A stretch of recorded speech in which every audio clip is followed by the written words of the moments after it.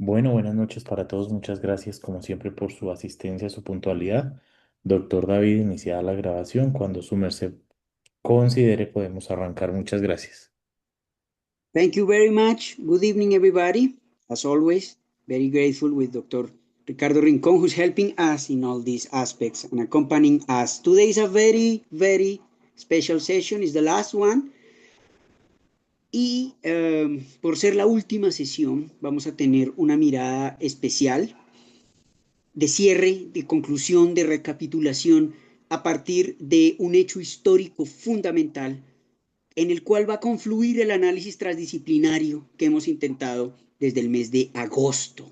Será el espinoso, difícil, complicado asunto disputado a nivel de memoria histórica y de construcción de memoria histórica de la toma del Palacio de Justicia 6 y 7 de noviembre de 1985 a 40 años, exactos, 40 años en este mes, todavía noviembre, a 40 años de este acontecimiento histórico, vamos a utilizar o usar ese referente para hacer intervenir todas las líneas temáticas que hemos trabajado en este curso desde el punto de vista del análisis transdisciplinario literario que hemos intentado, sociológico sobre todo, psicológico también, histórico particularmente, y recordando la semana anterior, la aproximación que hicimos a la doctrina del shock y el capitalismo del desastre de Naomi Klein, que ya es un clásico y en ciencias sociales se ha convertido en un referente también,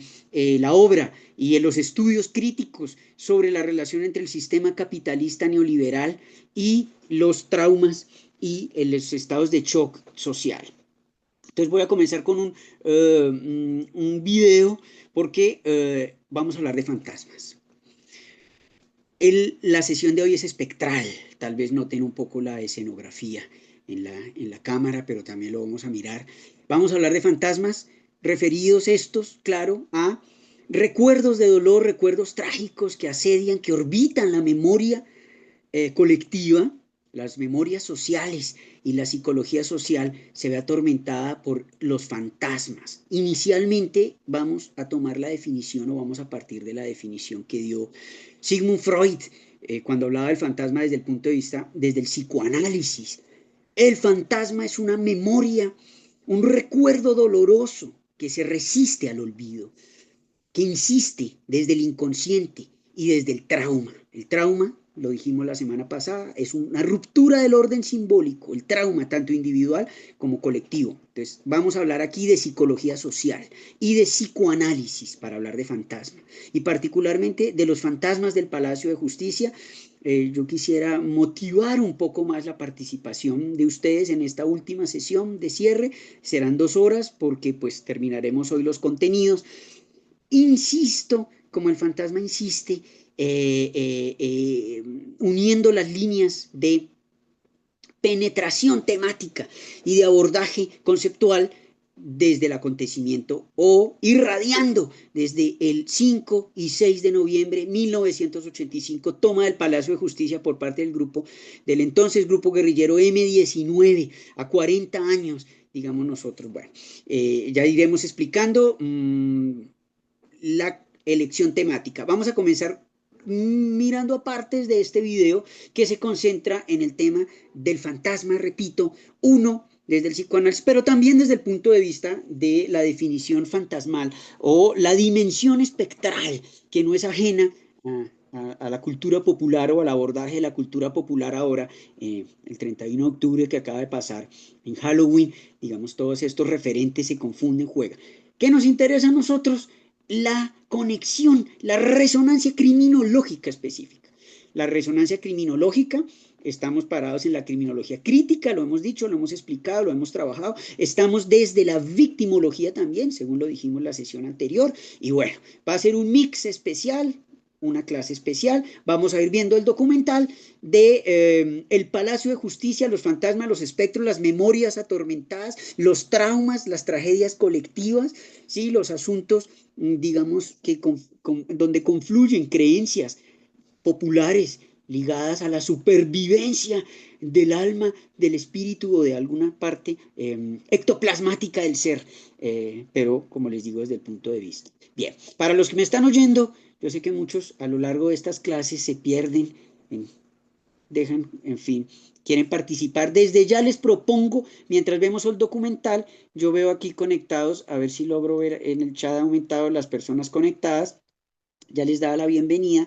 Adriana Higuera, muchas gracias. Estuvo la sesión pasada, Adriana, muy participativa, muy interesante los debates, los vamos a retomar. Alejandro Peraza, Javier Eduardo Vargas, Jesús Camilo Gualguán, Lady Joana Pacheco, Liliana GG me aparece aquí, Stephanie Rosero y Luis Enrique Picón Arias. Los invito desde ya a participar en el chat. Los invito a ¿qué es un fantasma para ustedes? Esa es la pregunta. ¿Qué es un fantasma? ¿Han tenido experiencias con fantasmas?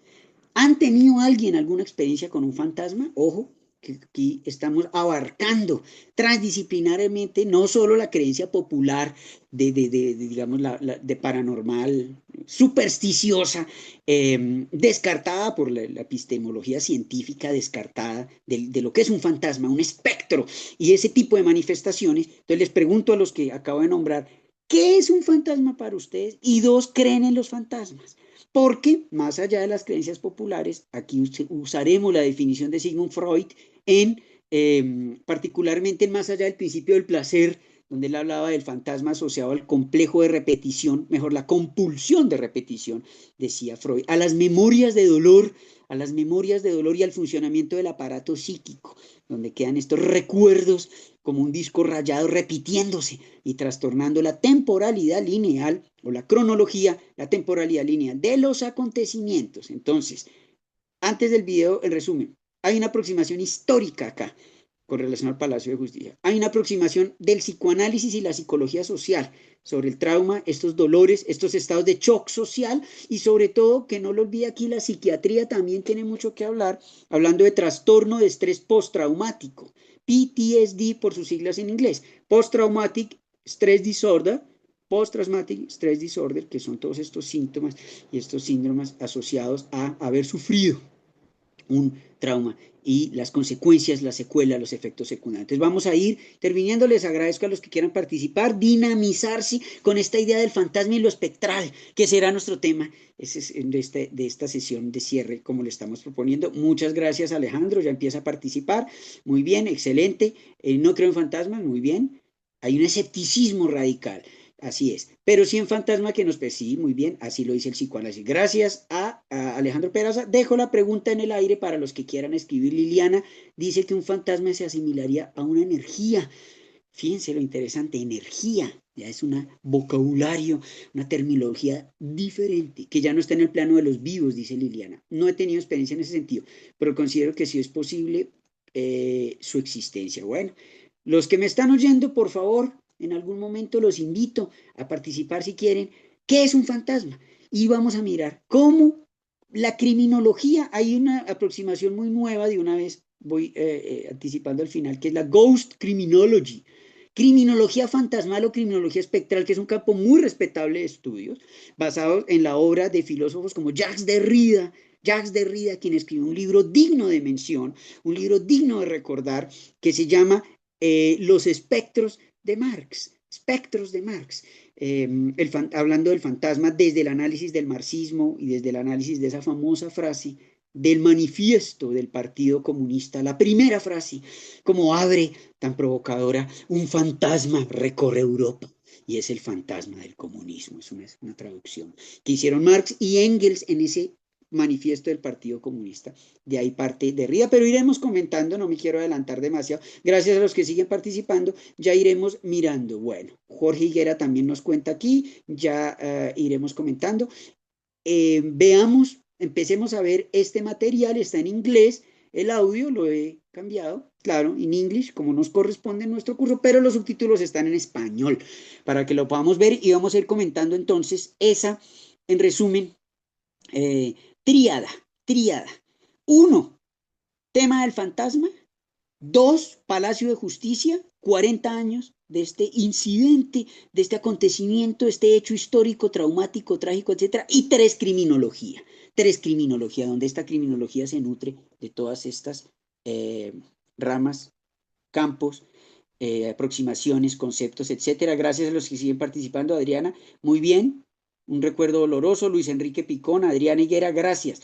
Los que no, con calma, pueden ir comentando qué piensan de los fantasmas, existen o no los fantasmas, ¿no? ¿Qué sería un fantasma? Y si han tenido alguna experiencia de este tipo. Vamos avanzando y miremos el documental.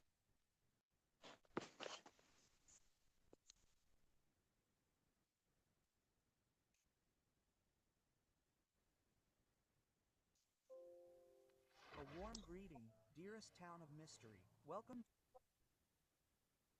paranormal stories in this place, the Palace of Justice here in Bogota. Throughout the history of Colombia, there have been 3 buildings that have served as the headquarters of the Palace of Justice. The first was a neoclassical style building designed by the architect Pablo de la Cruz. It was located on 11th Street and 6th Avenue and operated since the 1920s. The building was destroyed by fire during the riots of April 9, 1948, known as the Bogotazo after the assassination of Jorge Elagaidan. The building that replaced it was designed by the architect Roberto Londoño in the 1960s with a modernist tendency with neoclassical elements, although it was left partially unfinished. It was located in the Plaza de Bolívar and was destroyed on November 6, 1985 as a result of the takeover by the M19 guerrillas and the retaking by the army, where the palace was destroyed. After the destruction of the palace, the surviving magistrates, led by Fernando Uribe Restrepo, worked in the facilities of the Banco de la República, then in the Banco de Credito building, Carrera Séptimo with Calle 27, and then in a building in the north of Bogota, until the majestic new building was inaugurated, located in the same place as the one destroyed in 1985, which had housed the Supreme Court of Justice, the Constitutional Court, the Council of State and the Superior Council of the Judiciary, since 2004. In honor of the President of the Supreme Court of Justice, Alfonso Reyes Echandia, who died in the takeover in 1985, the palace was named after him. At the entrance is the only piece of the old structure, the plaque with the phrase of General Francisco de Paula Santander. Colombians, weapons have given you independence, the laws will give you freedom. To talk a little about the taking of the Palace of Justice, it must be said that it was called Operation Antonio Nariño for Human Rights by the M19. It was an assault perpetrated in Bogota, Colombia on Wednesday, November 6, 1985 by a commando of guerrillas from the April 19th movement at the Palace of Justice. The M19 held about 350 hostages, including magistrates, state councilors, judicial servants, employees and visitors to the Palace of Justice. This incursion was followed by the reaction of the Colombian police and army, surrounding the building and beginning an operation to retake the palace itself that lasted until Thursday, November 7, 1985. The events culminated 27 hours later. This was a national tragedy that has had official versions, as well as other unofficial or unofficial versions about the disappearance of the people who worked or were in the Palace of Justice. The Truth Commission presented a historical document about what happened to the people who managed to leave the Palace of Justice alive. This detailed investigation focused not so much on what happened inside the Palace of Justice between the guerrillas and the army, but rather on what happened to the people who left the building alive but then disappeared or were presented as victims. The report, which includes 3D videos and minute-by-minute reconstructions of what happened that day in downtown Bogota, reveals how cafeteria workers, students, visitors, guerrillas, and magistrates who were classified as special or suspicious were detained, taken to different military installations in the city, tortured, executed, and, in some cases, disappeared by the armed forces. To tell this whole story, we would need many episodes, several witnesses on both sides, and endless testimonies. The links to this information that I just gave you will appear in the description of this video in case you want to read it and watch all the videos from the Truth Commission document and other sources. Now it's my turn to tell you some inexplicable, paranormal stories, myths, legends, and creepy stuff. Remember that in the end, you are the ones who draw your own conclusions from what is told here. On this occasion, paranormal stories from the Palace of Justice in Bogota. Welcome.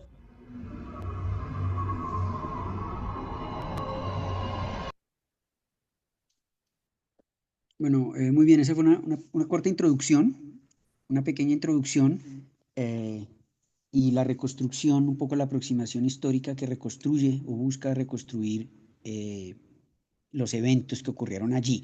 A partir de ahora entra una dimensión del análisis que puede ser cuestionable. Yo voy a buscar acá otro material. Vamos a seguir viendo este video. Igual yo les puedo enviar estos links.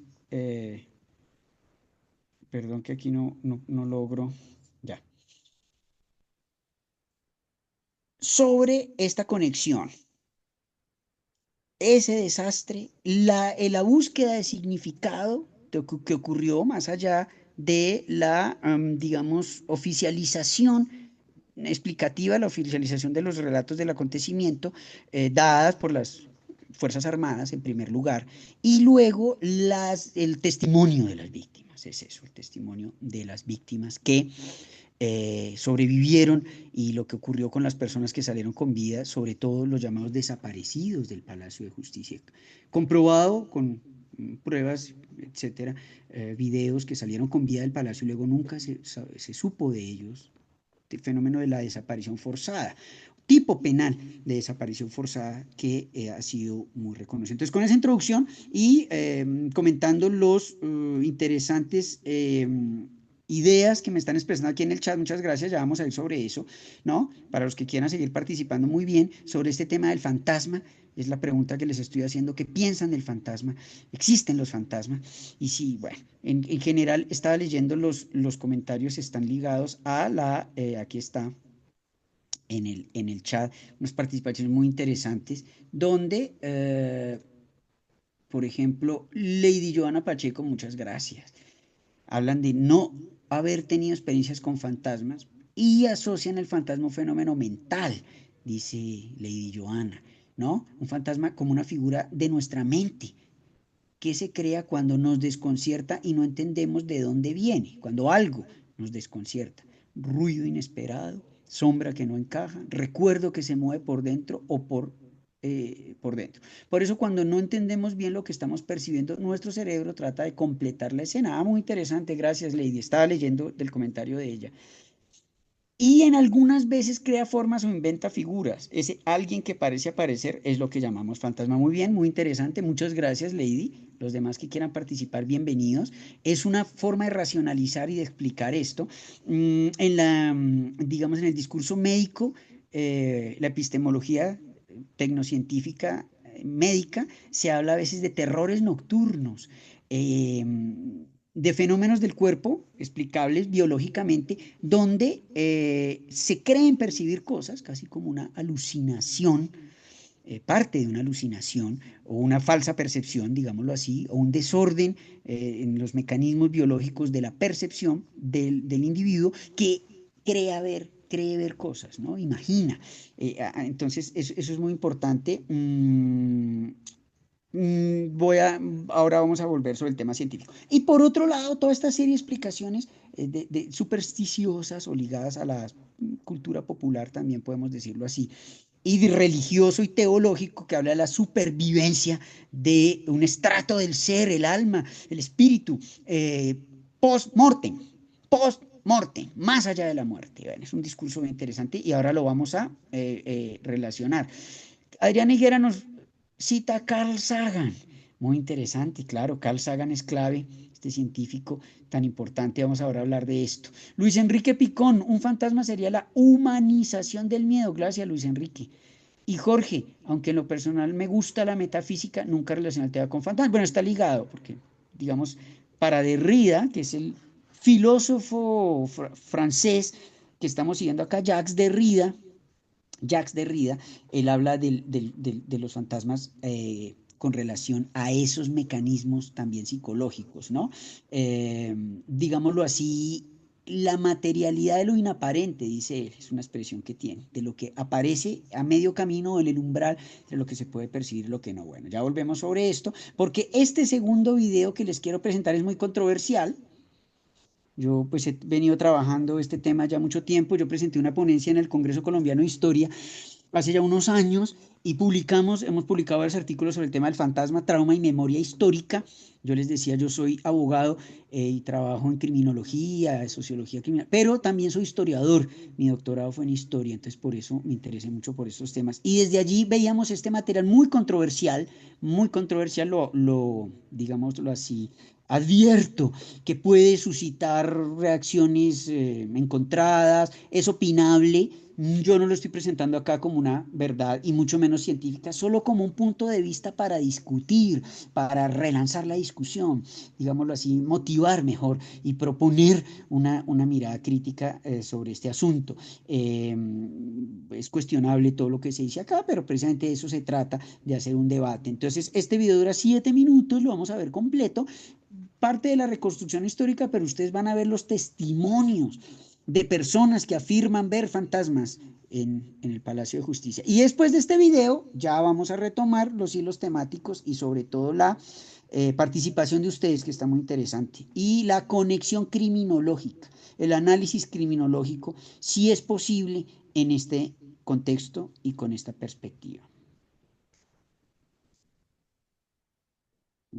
Perdón que no sé si logré acá.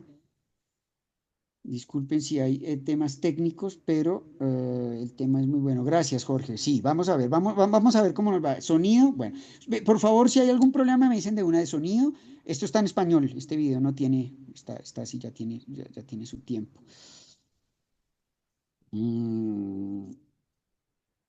Yo creo que es posible la existencia. Juan Camilo Gualguán se anima a participar. Muchas gracias, Juan Camilo. Estoy aquí haciendo esfuerzos tremendos para ver este video. Ahora sí. Muy bien. Veamos los 7 minutos y retomamos la discusión. Insisto en que es un material sensible, imágenes sensibles también, no recomendado para personas, para todas las personas, sobre todo el punto de vista de la discusión que viene acá, pero bueno, con esa advertencia vamos al material.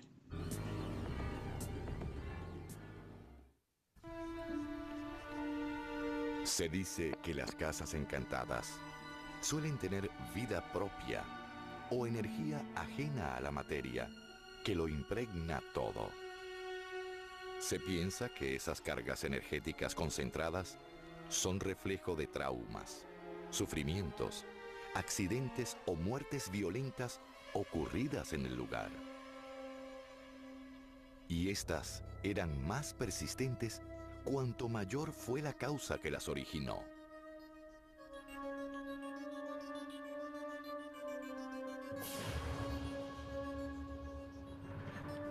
La búsqueda de la justicia puede trascender en muchos casos más allá de la muerte.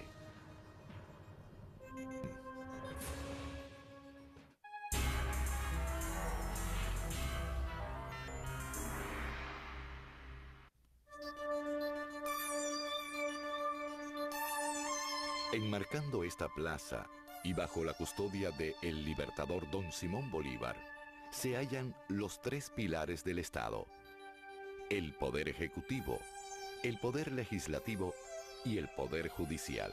En esta ágora, que incluye además el poder religioso, se ha registrado a lo largo de la historia hechos muy impactantes de la vida nacional colombiana.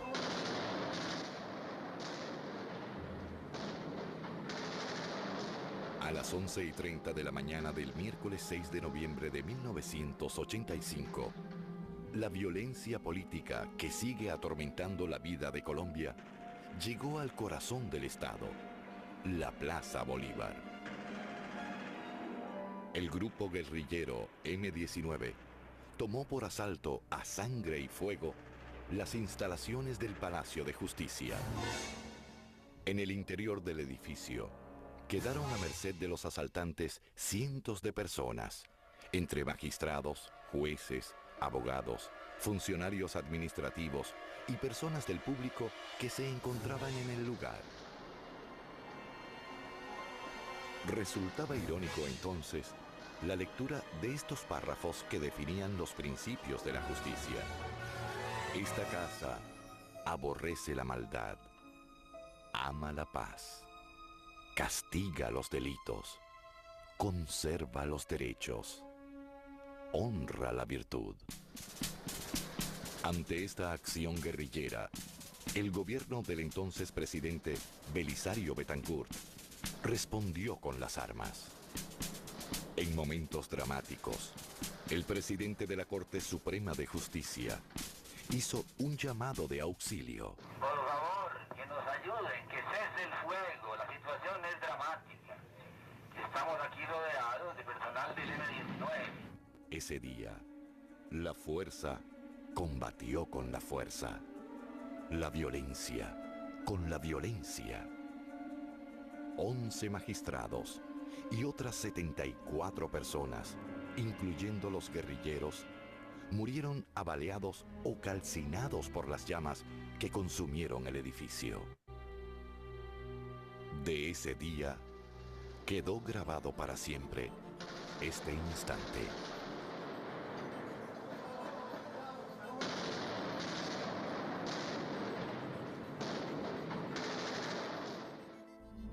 Muchos no pudieron ser identificados.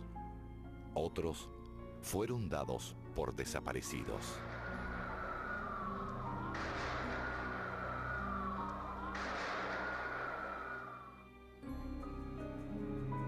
El velo del tiempo cubrió las trágicas 26 horas de aquel 6 de noviembre de 1985. Hoy, en el mismo lugar, se yergue un edificio totalmente reconstruido. Pero no todo quedó en el olvido. Hay quienes aseguran que en los sótanos y en los pasillos se registran cosas extrañas, sobrecogedoras e impactantes. Se sienten muchas vibraciones de personas que ya han desencarnado, presencias que necesitan expresar muchas cosas, porque todavía hay en el limbo muchas cosas que sucedieron acá y las cuales no hay un relato que las pueda sustentar. Estas presencias energéticas quieren manifestarse, pero hay cosas que impiden que esa manifestación sea más clara. Policías de la Guardia Nocturna dicen haber sentido y visto estas manifestaciones. El tema no se puede tocar públicamente, pero ellos aseguran que por los pasillos se observa ciertas noches a un hombre que camina. Se afirma también que un policía despertó sobresaltado porque sentía que alguien lo estaba ahorcando. Estas presencias alcanzan a trabajar con la energía de la otra persona. En el caso del policía, al estar durmiendo, su energía está más liberada y permite el flujo de otras energías. Entonces ellos tratan de hacer algo contra quien les causó la muerte. Por ejemplo, el policía es una representación de la fuerza pública que entró a impedir que esta gente cumpliera con todos sus objetivos. Entonces, parte de esos desencarnados que se encuentran, ellos quieren tomar represalia en su otro plano contra los que permanecemos acá. Para muchos, estas manifestaciones corresponden a espíritus que se mantienen en el limbo y que persisten en una lucha por la justicia. Hay algunas presencias de estas que quieren hacer justicia y otras que quieren impedirla. De hecho, en los sucesos trágicos que sucedieron acá, murieron tanto personas inocentes como guerrilleros, como personas que no tienen una vida muy armónica. Y ellos son los que están impidiendo muchas cosas para que la verdad salga a flote.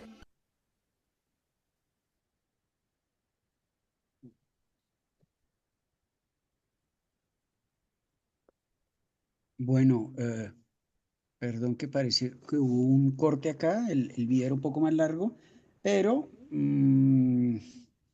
vamos por partes entonces.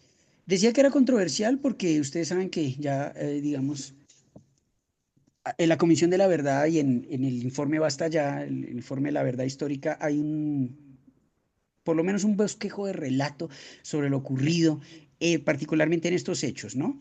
En estas imágenes que vemos acá, un tema es el archivo histórico y otro tema es la asignación de responsabilidad penal sobre los hechos de lo ocurrido allí. Esto, entonces se trata de un campo en disputa, etcétera. Este parapsicólogo que habla aquí, este personaje, es bastante, podemos decir, eh, digamos que tiene una visión, él habla de espíritus desencarnados, etcétera, seguramente haciendo eco de estas creencias según las cuales si una persona muere de manera violenta y no hay justicia y muere en la impunidad esa persona, hay una especie de clamor por justicia, que es de lo que habla Derrida en el libro que he venido citando, Espectros de Marx, que es de comienzos de los 90, una obra ya clásica en filosofía, que puede parecernos, digámoslo así, heterodoxa o salida de lo común, pero que ya es un referente para hablar de estas memorias, de estos recuerdos. Bueno, entonces lo que está diciendo este personaje allí es que cuando no hay justicia, puede darse manifestaciones paranormales de energías, dice él, energías, espíritus, el alma de los muertos que deambulan, que no descansan, las famosas almas en pena del discurso católico. Todos sabemos qué es eso. Más allá o más acá de creer propiamente en estos relatos, todos sabemos de qué se trata y todos hemos escuchado. Entonces, lo que nos está diciendo este parapsicólogo es que estas fuerzas todavía deambulan por allí. ¿Quiénes realmente pueden reclamar justicia allí? Esa es un poco la primera discusión, ¿no? El tema de la impunidad. Aquí a mí me encanta el material de archivo, digamos, de la época, no solo porque el poder de evocación que tiene este material de archivo, ahora ojalá podamos ver un poco más, ¿no? Del material de archivo, sino también porque nos motiva, como les digo, a saber realmente qué pasó. Una cosa es la violencia desplegada por el grupo guerrillero, claramente, en el acto de toma inicial. Y otra cosa fue la operación militar de retoma, donde no se respetaron la vida de ninguno de los rehenes, ardió el palacio, se quemó, se destruyó completamente ese edificio. Todos sabemos el edificio que hay ahora acá en la Plaza de Bolívar, en Bogotá, es un edificio completamente nuevo, erigido sobre la ruina. Pero así sea nuevo, permanece el recuerdo de ese evento y la disputa, especialmente el tema de los desaparecidos del Palacio de Justicia, insisto mucho en eso, personas que se comprobó que salieron con vida del palacio y después nunca más se volvió a saber de ellos. Incluso el presidente Juan Manuel Santos, en un acto público, reconoció y pidió perdón a nombre del Estado colombiano por los llamados desaparecidos del Palacio de Justicia. Otros dicen que no hubo desaparecidos, toman una visión, digamos, muy diferente, por eso les digo que hay una disputa. Uno de los generales, el general Plazas Vega, escribió un libro que se llama El negocio del dolor, donde sostiene que todo esto es una invención de familias seguramente ligadas ideológicamente a los grupos de extrema izquierda y descarta completamente la visión de que pudo haber allí un exceso de la fuerza, etcétera. Es bien complicado porque pues, ha habido condenas internacionales. Bueno, en este momento, la verdad es que la memoria de las personas que padecieron esta ordalía, este infierno, y sus familiares, sobre todo los sobrevivientes, ¿no? Sigue en la búsqueda de verdad, justicia y reparación. Aquí ya hablamos de justicia restaurativa, no repetición. Entonces, por eso, digamos que el tema sigue abierto a pesar de el discurso negacionista. Gracias, Adriana. Le agradezco mucho su participación. Muy bien, discurso negacionista, ¿no? Se habla de terrorismo de Estado, esa es la otra visión, ¿no? Uno de criminales y terroristas como del M-19. Bueno, otro, la fuerza pública. Estoy leyendo acá el comentario de Adriana Higuera. Esa chapuza salió cara. Oír a Reyes rogando que paren es desgarrador. Exactamente, sí. Alfonso Reyes Echandía, entonces presidente de la Corte Suprema de Justicia, pidiendo que no haya exceso en el uso de fuerza. Hay todo tipo de interpretaciones, yo no voy a entrar acá en esos debates. Para algunos, Belisario Betancur, el presidente, perdió el poder, hubo una especie de toma del poder, de golpe de Estado por los militares para resolver esa situación. Otros dicen que no, etcétera, etcétera. Hay teorías conspirativas. Así como en Estados Unidos está el asesinato de JFK, John Fitzgerald Kennedy, el presidente, nosotros tenemos nuestro gran escándalo que es la toma del Palacio de Justicia, mutatis mutandi, ¿no? Guardando las proporciones y es una analogía, simplemente una analogía.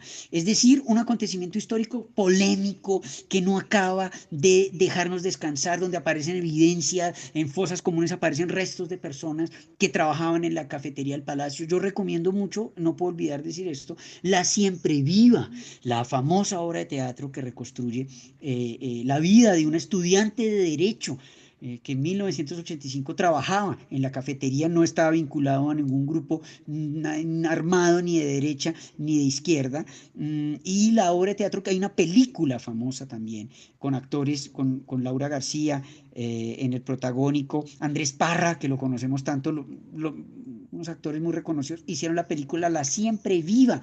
Hace poco, aquí por los 40 años, hubo varios, se presentó la obra, homenajes, etcétera. La Siempre Viva, a los que se interesen, la obra de teatro que reconstruye la vida de esta estudiante que desapareció y la búsqueda de sus familiares por la verdad, por saber de ella, y este es el momento que nunca, 40 años después, ¿no? Conozco otros testimonios que se recogieron de otras personas y como les digo, teorías conspirativas. Pero bueno, ya comentamos aquí lo que me está diciendo Adriana, gracias.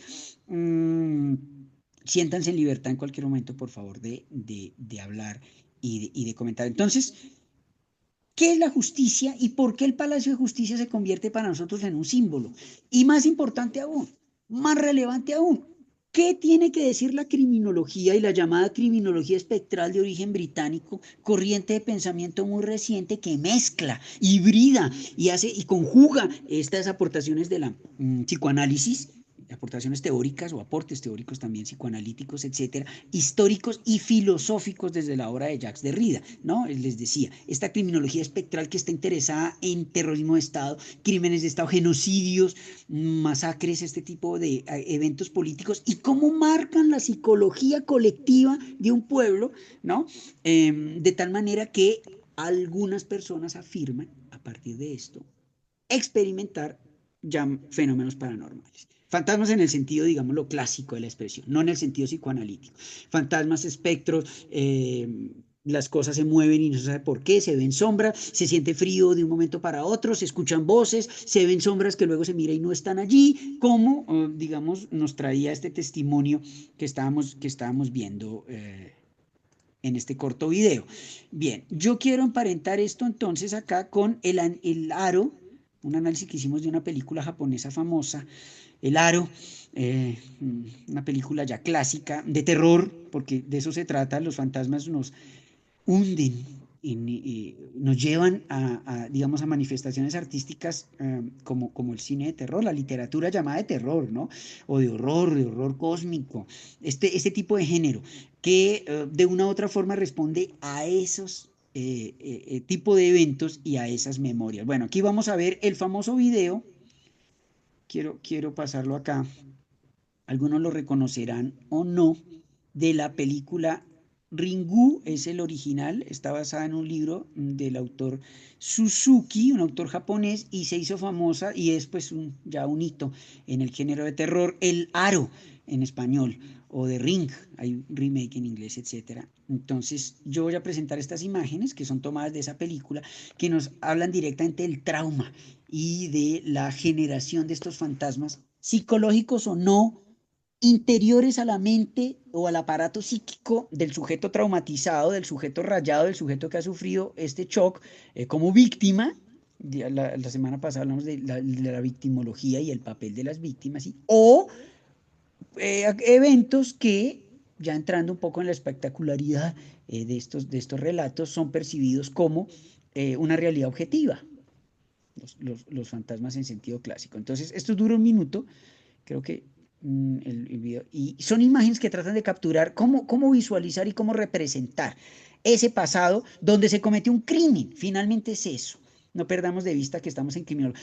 Y unos crímenes de gran alcance, magnicidios y acontecimientos, digamos, ligados a genocidio también. Aquí ya hemos hablado y seguimos hablando de desaparición forzada, todo este tipo de delitos. Entonces hay un crimen. El crimen conlleva a una situación de shock, a un desastre que psicológicamente puede generar mecanismos de defensa o de racionalización de lo ocurrido ligados a estos discursos espectrales. Veamos el video.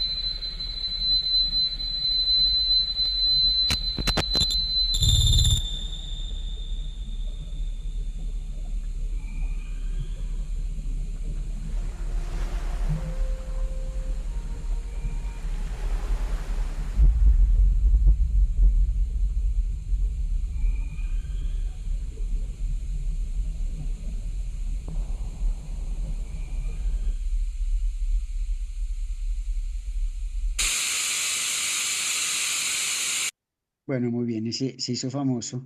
Puntos adicionales a quien me escriba en el chat, ¿qué le ocurría a las personas que veían este video? ¿Qué le ocurría en la película, ¿no? En este contexto ficcional, en esta narrativa de la película. ¿Qué pasaba con las personas que veían este video? ¿Cuáles eran las consecuencias, digamos, en la mitología particular? Gracias en el chat. Muy bien, excelente, Jorge, así es. Es una, digamos, leyenda urbana. Podemos decir muy bien, gracias Alejandro también. Sí, exacto. Entonces, ¿los atacaba el espectro? Sí. De Sadako o Samara, el nombre que le pusieron en la versión norteamericana de esta película, Sadako o Samara, que era una niña traumatizada que había muerto en condiciones trágicas. Uno recuerda, hablando de niñas que mueren en condiciones trágicas y difíciles, Omaira. El mismo noviembre de 1985, vamos a hacer esa relación histórica. ¿Quiénes recuerdan aquí a Omaira y en qué acontecimiento es Omaira famosa? Muy bien, exacto, Jorge. El desastre de Armero que ocurrió solo con 8 días de diferencia de la toma del Palacio de Justicia de la que estamos hablando acá. Además, muy conocido internacionalmente, y hubo un cubrimiento internacional y bueno, sigue siendo un trauma lo que le ocurrió. Y ella, Omaira, un caso, pero de las decenas de miles de personas que perdieron la vida en Armero, con la erupción del volcán Nevado del Ruiz en 1985 también en noviembre. Entonces estamos haciendo acá una correlación. Perdón que yo estoy tratando aquí de... ya. Quiero dejar este fondo para que analicemos cómo este video trata de mostrar el desastre. En este caso un desastre natural, igual que en Armero, desastre natural. Pero coincide con el Palacio de Justicia en la pérdida de vida, en la pérdida violenta de vidas evitable, pérdida evitable. Es como en el discurso médico cuando se habla de morir de enfermedades curables o de enfermedades que pueden ser tratadas, y que se pueden prevenir, que se pueden curar. Bueno, en este caso son grandes tragedias. Entonces, yo quiero que analicemos, por favor, la estética de estas imágenes, el tipo de objetos que aparecen, ¿no? Ella es, en el contexto de la película, la madre de la víctima que ha sufrido violencia, ¿no? Es un delito finalmente. Aquí siempre estamos hablando de delitos, comisión de delitos y crímenes que quedan impunes, que quedan en la impunidad. Y esa búsqueda de justicia, ¿no? Fíjense, este espectro allí, aquí está muy lento, en la velocidad normal no se ve.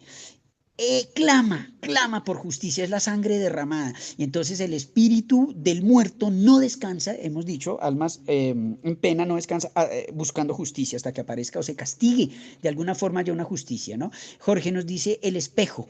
Gracias, Jorge, así es. Los espejos están muy ligados a fantasmas, a prácticas. Hay una palabra especial que habla de prácticas de hechicería, magia negra, este tipo de creencias. Conjuración de espíritus, convocación, convocar, conjurar, llamar llamar fuerzas oscuras o no, a partir de los espejos también, ¿no?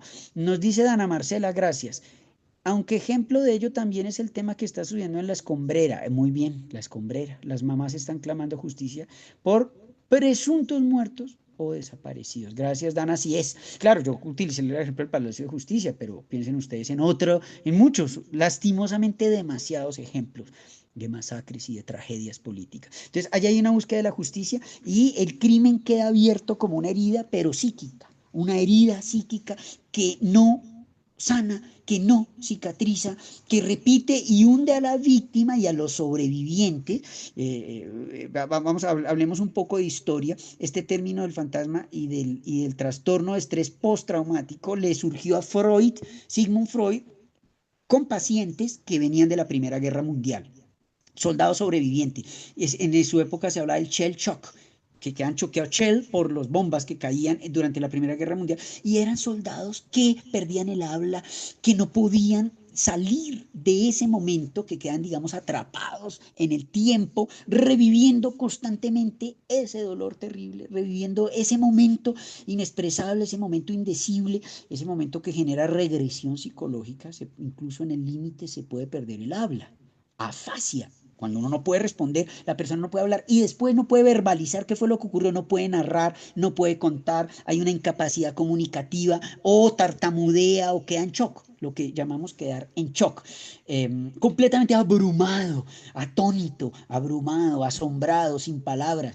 por haber sufrido el trauma. Entonces los soldados que venían de la Primera Guerra Mundial, en el caso de Alemania, Freud tuvo contacto en clínica, ¿no? Tratando a los soldados de sus trastornos psicológicos, no superaban el evento, como si el tiempo se hubiera rayado en un círculo vicioso de repetición inconstante, en una pesadilla interminable o pesadilla sin fin, donde el aparato psíquico, en vez de superar el evento y olvidar, lo que hace es repetir y repetir y repetir ese evento de dolor, sumiendo a la persona en una angustia terrible, por supuesto. Ustedes saben, el trastorno de estrés postraumático, de acuerdo al DSM-5, llamamos el trastorno, el manual de trastornos de enfermedades psicológicas, psiquiátricas de la mente. Me ayudan los psicólogos acá. ¿Cuáles son los síntomas del trastorno de estrés postraumático? ¿Cuáles del PTSD? ¿Cómo queda una persona que ha sufrido ese impacto?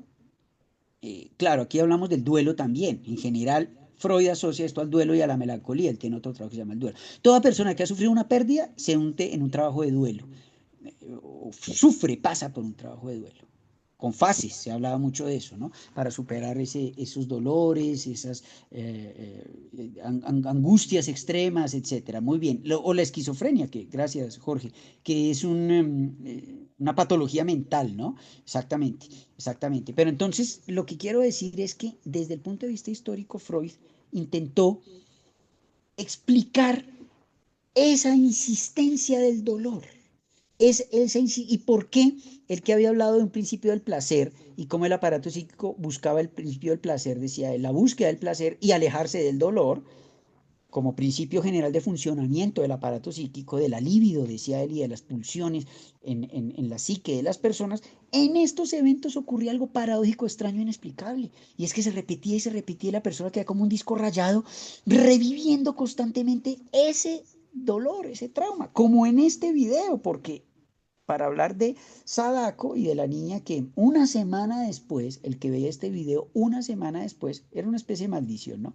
Una semana después moría de una forma terrible, dolorosa, monstruosa, podemos decir, incluso había una monstruosidad en el mecanismo como se causa esa muerte, pero ella era un espíritu vengativo muy famoso en el folclore japonés. Los yurei japoneses, como en muchos otros lugares del mundo, pero en Japón son famosos, además la apariencia, una mujer de cabello negro, niña, adolescente, de cabello negro, generalmente con una bata blanca, pues muy espectral, claro, semitransparente, bata blanca, cabello que cubre la cara, negro, largo, palidez extrema, bueno, las características que asociaremos a un fantasma. En esta película, ahí la vemos en la izquierda, no miren mucho, por favor, porque pues son imágenes que pueden grabarse en la mente y la idea es evitar digamos, ese rayonazo, la inscripción en la memoria demasiado profunda de todos estos dolores. Pero me quiero detener no en la imagen del espejo solamente, sino en estas otras. Entonces, esa niña en el folclore japonés fue asesinada, violentada repetidamente, violada muchas veces, abusada y luego arrojada a un pozo.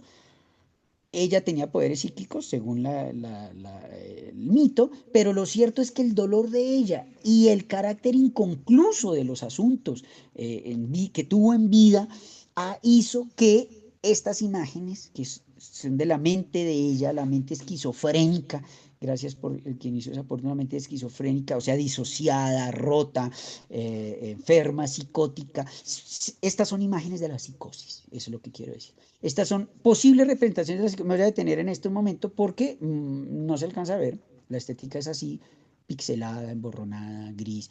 Corresponden a desastres naturales también ocurridos en Japón.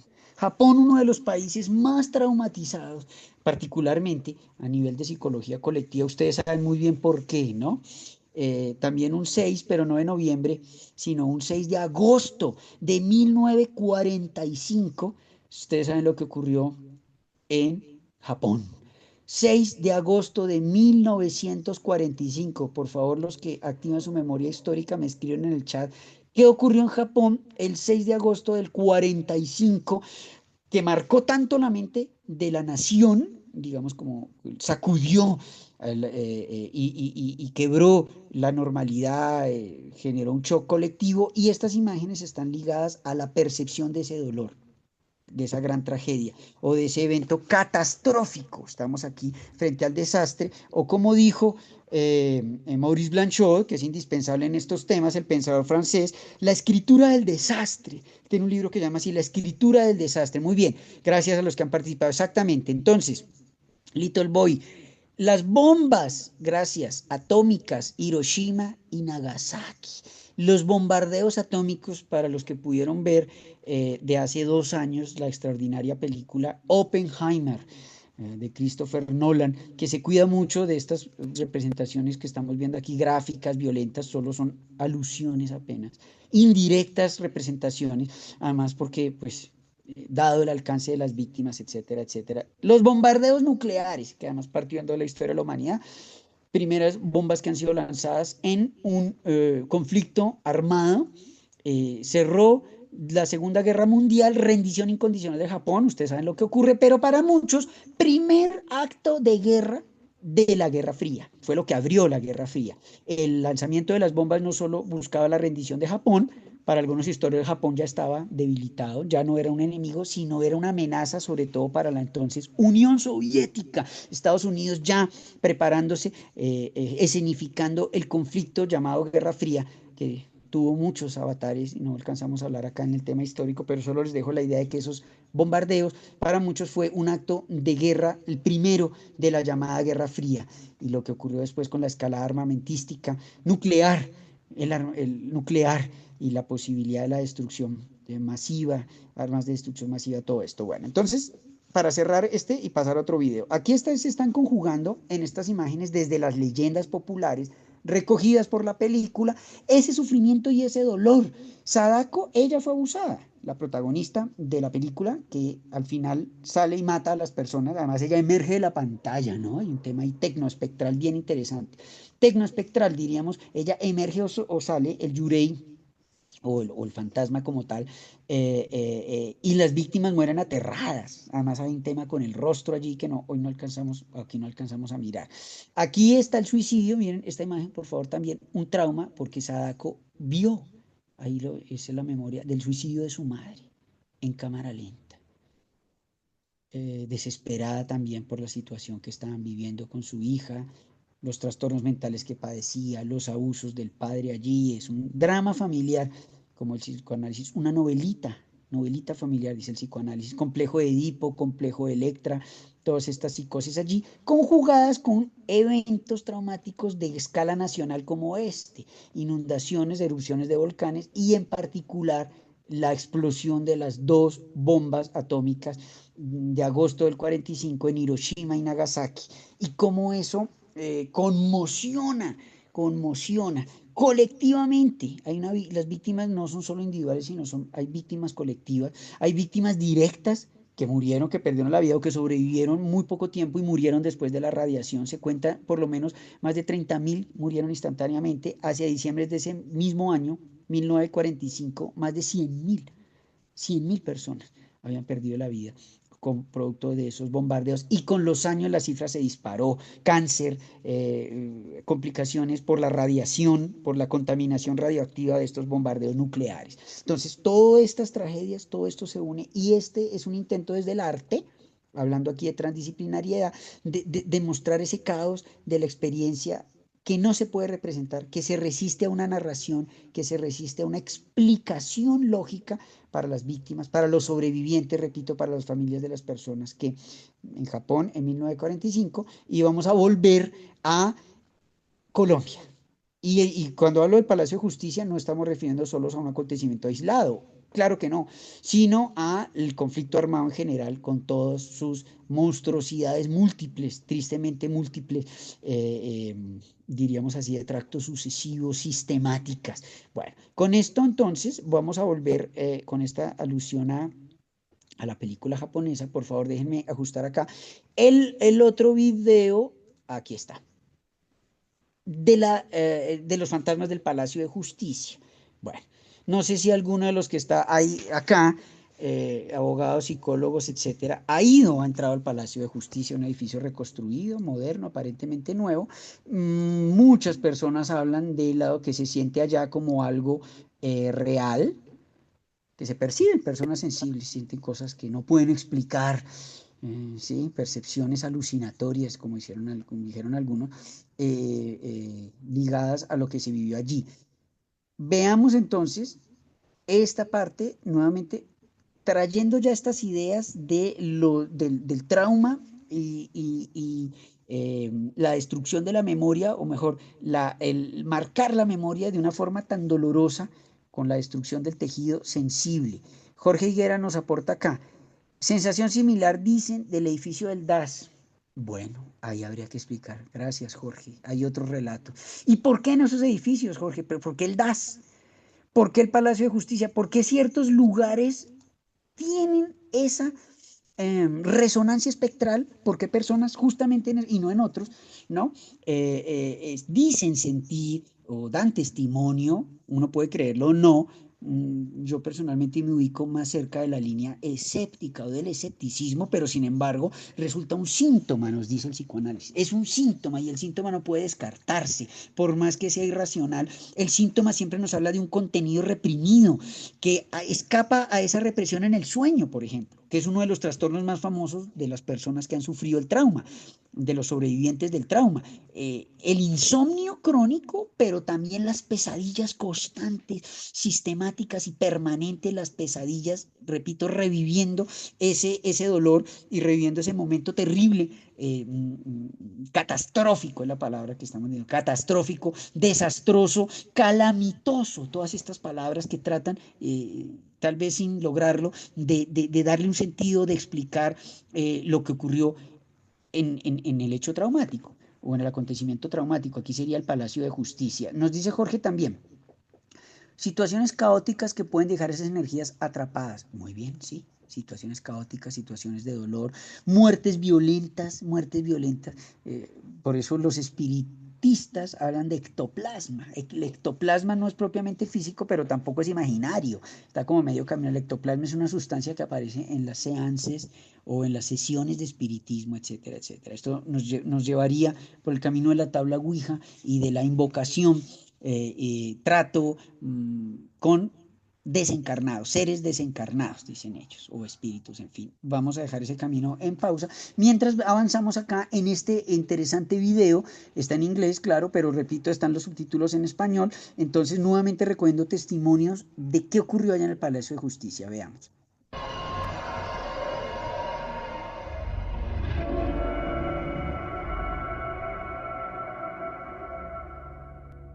My son, this is a delicate subject and that's why I prefer to remain anonymous.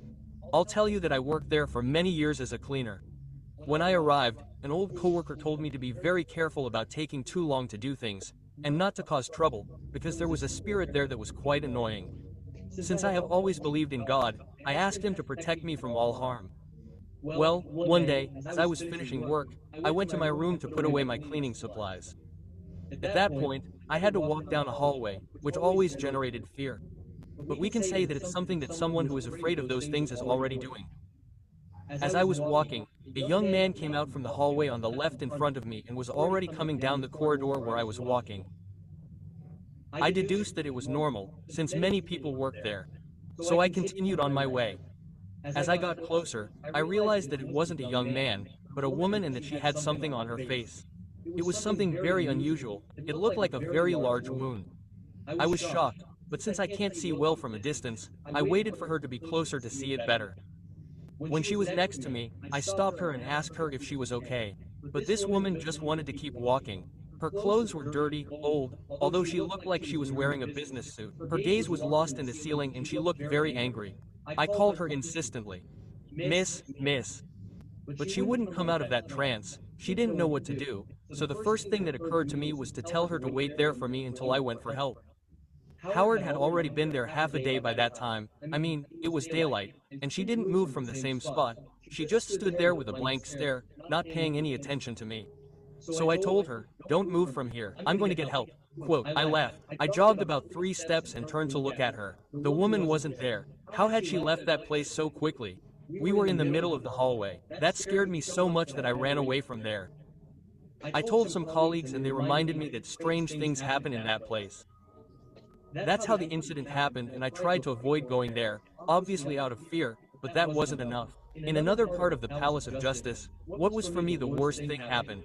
I was in one of the offices cleaning with a colleague. When we heard a woman crying, we looked at each other and I remember saying, "What's that? Who's crying?" Quote, we started looking for where this person who was crying was.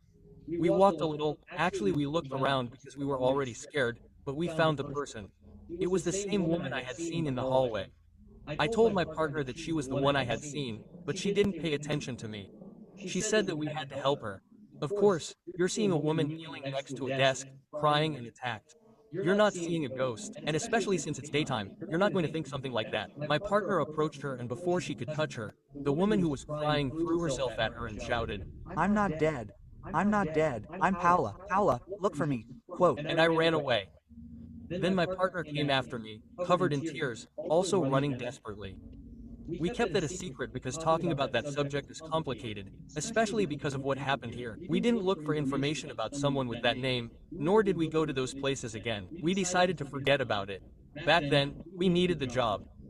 So we kept working, avoiding those 2 places at all costs, but we learned to work with it and take care of ourselves. That's my story, Howard. Thank you for the opportunity and be very careful with this subject.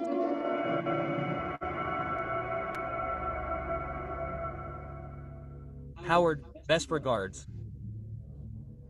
In 2006, while I was a police chief, I was assigned to serve as the guard commander of one of the security shifts at the Alfonso Reyes Echandia Palace of Justice facilities. 21 years after the bloody takeover, Blood and Fire, by the Ivan Marinospina guerrilla commando of the M19 guerrilla group, which left 111 people dead, including 3 officers, a non-commissioned officer, 7 national police officers and 2 DOS agents, who died in the takeover and subsequent retaking of the facilities that were in charge of the public forces at that time. Well, let me tell you about my paranormal experiences in that place. One Sunday I was doing my shift as night watch commander, on Carrera Octava with Calle 12, in front of the entrance to the parking lot on that same street. It should be noted that on holidays at night, no one works in the palace. Only the police security personnel and 3 private security guards are present. When suddenly I saw a tall man with a hat pass by, Gab Portfolio, who crossed the parking lot on foot in front of the police officers who were on duty and the security guards, and disappeared from our sight when we reached the stairs that lead to the first basement. To which I immediately reacted by asking the security guards, hadn't they told me that no one works at night on Sundays at the palace? To which they replied without hesitation, "No, my sergeant, no officer registered entry to the facilities and there's no one authorized to be here today." We automatically entered the parking lot. After the man we saw pass by, we searched the 2 basements with flashlights, 2 patrol cars and myself, and we were unable to find that person. We requested the support of cameras who did the sweep, and the only thing they saw was a shadow crossing the parking lot and disappearing, reaching the stairs. He literally vanished from view and we were unable to locate him. Another night, one of the security guards, receiving the night security shift, that is, the first shift, was checking which vehicles were parked in the second basement, having to make a record on the control sheet with the license plates of the cars that were there. When he arrived at a vehicle that had been parked at this location for many years and that belonged to the judicial branch but was not registered on the vehicle control sheet, the guard told me that he unconsciously said out loud, "Whose car is it?" Then something incredible happened to him. He tells me that he clearly heard someone behind him answer, "That car is mine." Quickly turning around to see who had answered him that way, he realized that there was no one there. He says that all he felt was an intense cold that startled him, and he ran terrified to the first basement, where he arrived pale and haphazard to tell us what had happened to him. When we heard this, we decided to go down with the guard to check that basement and we didn't find anyone. But this doesn't end here. My most tense experience was yet to come, by order of the liaison officer of the Palace of Justice.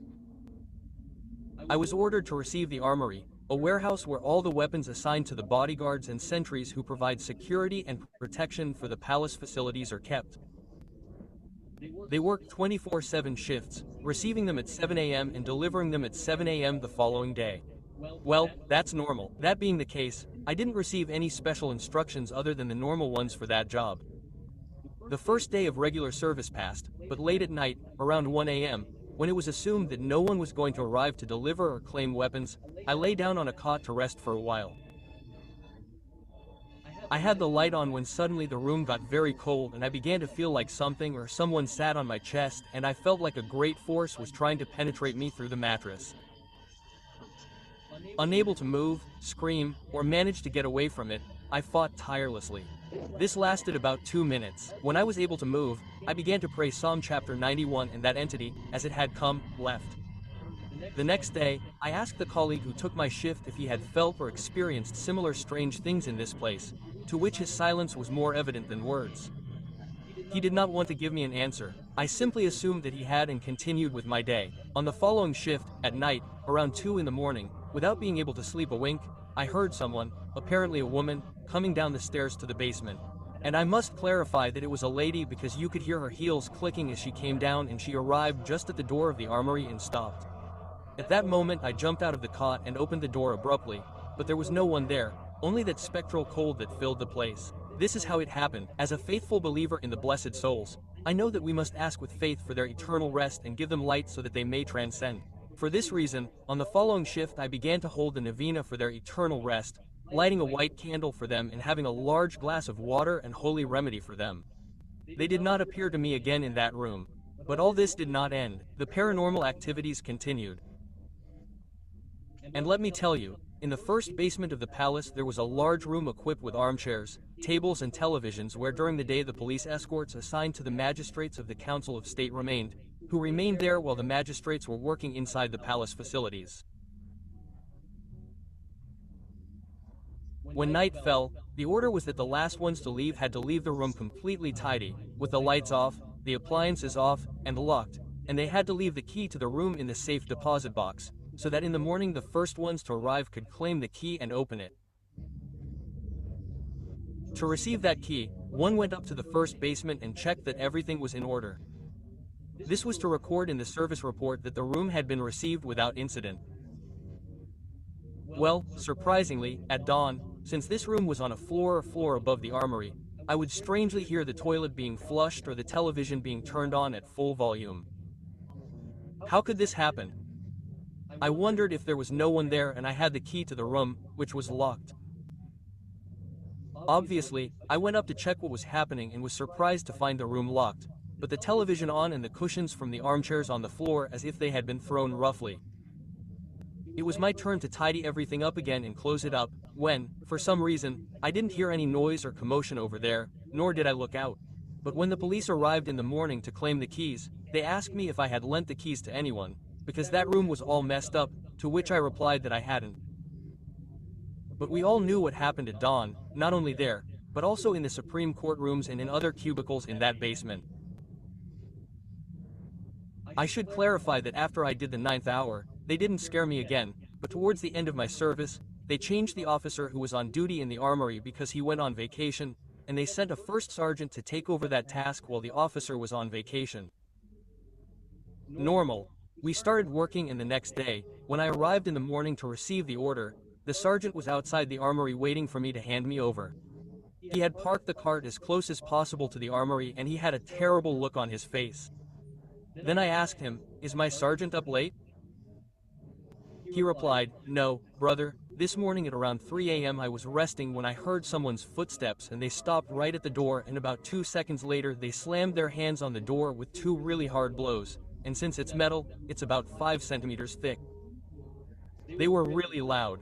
I got up, very offended, to see who had done it, and since I'm their high-ranking officer, I thought, I'm going to square the son of a who knocked like that. I opened that door and there was no one there. I went up to the first basement and there was nothing. I called the guard commander and warned him if they weren't going to respect it or if I was one of them. Show respect, quote. I asked them which one of them had gone to knock on the door like that, but they replied by saying, "No, my first, I'm out here and no sentry has come down there. They're all at their posts." Quote, well, that's how it ended. As a result of that operation, that sergeant endured about 5 more shifts and asked for a change. The fact is that everyone who works in that unit knows or is aware of or has heard rumors about events that happen inside the palace facilities, but to avoid conflict or ridicule they keep what they know to themselves and everything happens under the table, as we say, to avoid trouble. To conclude this story, I believe that, due to the tragic events that occurred inside the palace facilities, the first deaths occurred in the palace basement, since the armed commando that entered the palace did so through 12th Street, and the first to respond were the DOS and F2 bodyguards, who engaged in a fierce firefight against the guerrillas, but due to the disadvantages of their weapons, since they only had revolvers and some UCI submachine guns, they were at a disadvantage when faced with shots from 1.5 caliber rifles.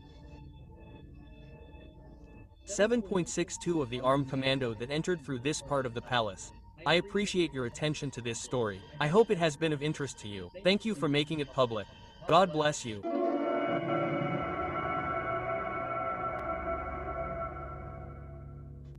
I worked in this place in security.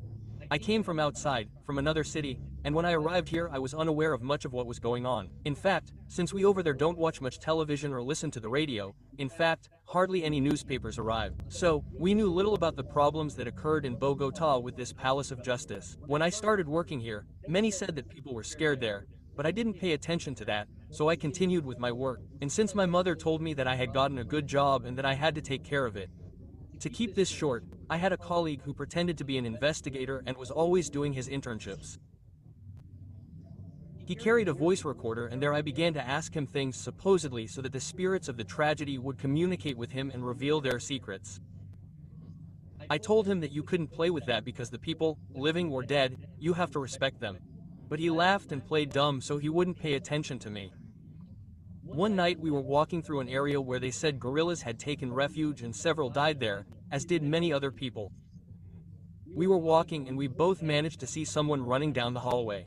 When my partner saw that, he said, "Oh, if you saw that, let's go," and he ran after him. I stood there for a moment. When I grabbed my radio to report what I had seen, someone touched my hand. I don't know how to explain it. I don't know how anyone will understand it, but it was real to me. I felt it and it was as if my vision went dark and then came back on immediately. When I opened my eyes I saw a lot of people running, a lot of wounded people, and shots were coming and going, hitting people in the building. What I did was crouch down and start praying. I closed my eyes really tightly, and when I opened them again everything was back to normal. It was very brief, but terrifying and strange. When I looked ahead, my partner was looking at a chair that was placed in the middle of that hallway. What happened? I asked. Nothing. Or yes, no, forget it. You'll tell me, crazy. Oh, it's a lie. Oh, I saw that they had someone sitting in this chair and they were shooting him. In this chair? Well, it looked a lot like it, my partner said. He says that someone touched it and managed to see that they were sitting a woman in that chair and shooting her. Something similar to what had happened to me with this vision of other people, or in another time, or in a past, or in another dimension, I don't know. When I asked him about the chair, he said he didn't know how it got there, it just appeared. On camera they said that a person all dressed in black had put that chair and had gone through one of the doors, which was very close to us. We searched there, but the place was empty. We inspected more places nearby and we didn't find the person responsible. The cameras never showed when that person or that shadow left or if it came out another way. If this had happened, the camera people and the entire security circuit would have noticed. The chair had to be left in one of the rooms located there in a corner waiting to see if someone said something or claimed it, but it never happened and my partner stopped playing with the spirits. I said that it was over there where a medium and she had advised him to, since many people died in this place, including innocent people who they seek the light, they seek to transcend and they seek justice. And that by playing with the suffering of these people, he may be cursed or that an evil spirit may attach itself to him. But anyway, that's the story in broad strokes. Har, thank you for telling it and I support the national mystery.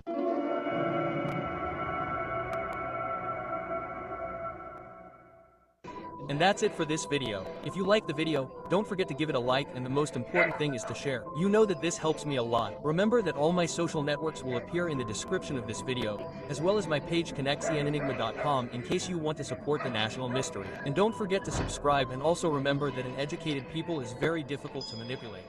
See you Bueno, in muy the bien, esa sería los testimonios, digámoslo así, que se recogen. Si ustedes se fijan, las historias pues corresponden en general a los relatos de fantasmas clásicos con una vertiente, digamos aquí, política, de violencia política, el matiz de violencia política, un trasfondo, un escenario de violencia política terrible como el que se vivió allí. Pero la idea de ver personas que luego, un segundo después no están allí, que no se sabe por dónde aparecieron o desaparecieron, el frío que se asocia, los objetos que se mueven, las sombras, etcétera. Finalmente son, diría el psicoanálisis, mecanismos explicativos de aquello que no tiene explicación. La escritura del desastre, decía Maurice Blanchot, la escritura del desastre inhabilita las formas cognitivas tradicionales y hunde a los sujetos en un desconcierto febril, pesadillesco, donde las formas de la representación titubean, desaparecen, no se sostienen, digámoslo así, tanto discursivas como propiamente imaginales.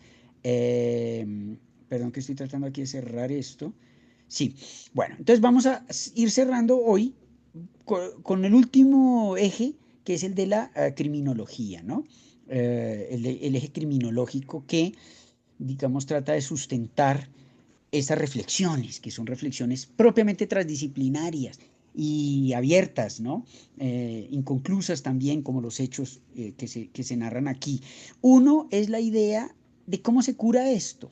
Para el psicoanálisis, este tipo de trastornos, el PTSD, repito mucho esa expresión, PTSD, Post-Traumatic Stress Disorder, o trastorno de estrés postraumático, como y sus síntomas, ¿sí? La persona tiene que pasar tiempo para que se recupere la lesión, así como físicamente, sobre todo en la piel, hablando de traumatología, en la piel hay un rompimiento, hay que esperar a que venga la cicatrización. El tema es cuando no ocurre esto porque el tiempo no transcurre, es un tema cronológico, cronoespectral. El psicoanálisis habló de atravesar el fantasma. Atravesarlo, significa abrazar el síntoma, que se conozca realmente qué es lo que ocurrió. Por eso en justicia restaurativa, nosotros los criminólogos sabemos muy bien que la verdad es clave, que haya un relato, por horroroso, por insostenible, monstruoso, más allá de lo imaginable, inhumano, cruel, que pueda parecer un relato, la verdad. Yo quiero saber qué ocurrió. Cuando se conoce ese relato y se enuncia ese relato, inicia un proceso de sanación psíquica, lo que hablamos del duelo, el duelo en psicología, el duelo, en el ejemplo de la pérdida de un ser querido, un familiar, alguien muy cercano que muere. Entonces, de acuerdo al psicoanálisis, las catexias libidinales psíquicas quedan destrozadas por el desgarrón, entonces se requiere un tiempo para que se reconstituyan, se reparen esas conexiones, digamos, violentamente destruidas, ¿no? Sesgadas en el sentido de cortadas. Entonces, ese tiempo es el duelo y las fases del duelo, ustedes la conocen muy bien, negación primero, rechazo y luego progresivamente una aceptación. Atravesar el fantasma no es que el síntoma desaparezca, ojo, ya no me duele, no exactamente eso, sino convivir y aceptar ese dolor, convivir con él, abrazar ese dolor y encontrar un motivo, una explicación, darle un sentido o un lugar en el orden simbólico. Un lugar, el por qué ocurrió esto, quién lo hizo, quién es el responsable y sobre todo que haya un castigo, criminólogos, un castigo, haya realmente una asignación de responsabilidad y una justicia en ese sentido, no solo retributiva, aquí hemos hablado mucho de eso, que sufran los responsables, sino una reparación integral para la víctima, para el victimario, una verdadera no repetición, que no, saber que no se va a volver a repetir estos acontecimientos monstruosos cuando estamos hablando de eventos de este calibre, ¿no? Entonces, es un cierre simbólico que particularmente las víctimas de la desaparición forzada no tienen, porque no se vuelve a saber nada de ellas. Entonces, no hay un lugar para hacer memoria, no hay un funeral, no hay un cuerpo. Por doloroso que sea una muerte, por dolorosa que sea una muerte, si hay un ritual fúnebre, estas formas culturales conducen a la aceptación y finalmente a la superación en un lapso de tiempo mayor o menor, no sabemos, mayor o menor de acuerdo al impacto psicológico de estas muertes terribles, pero se da esa superación. Pero tiene que haber un ritual fúnebre, un cuerpo, llorar un cuerpo. Recuerden ustedes tan interesante en la Ilíada, cuando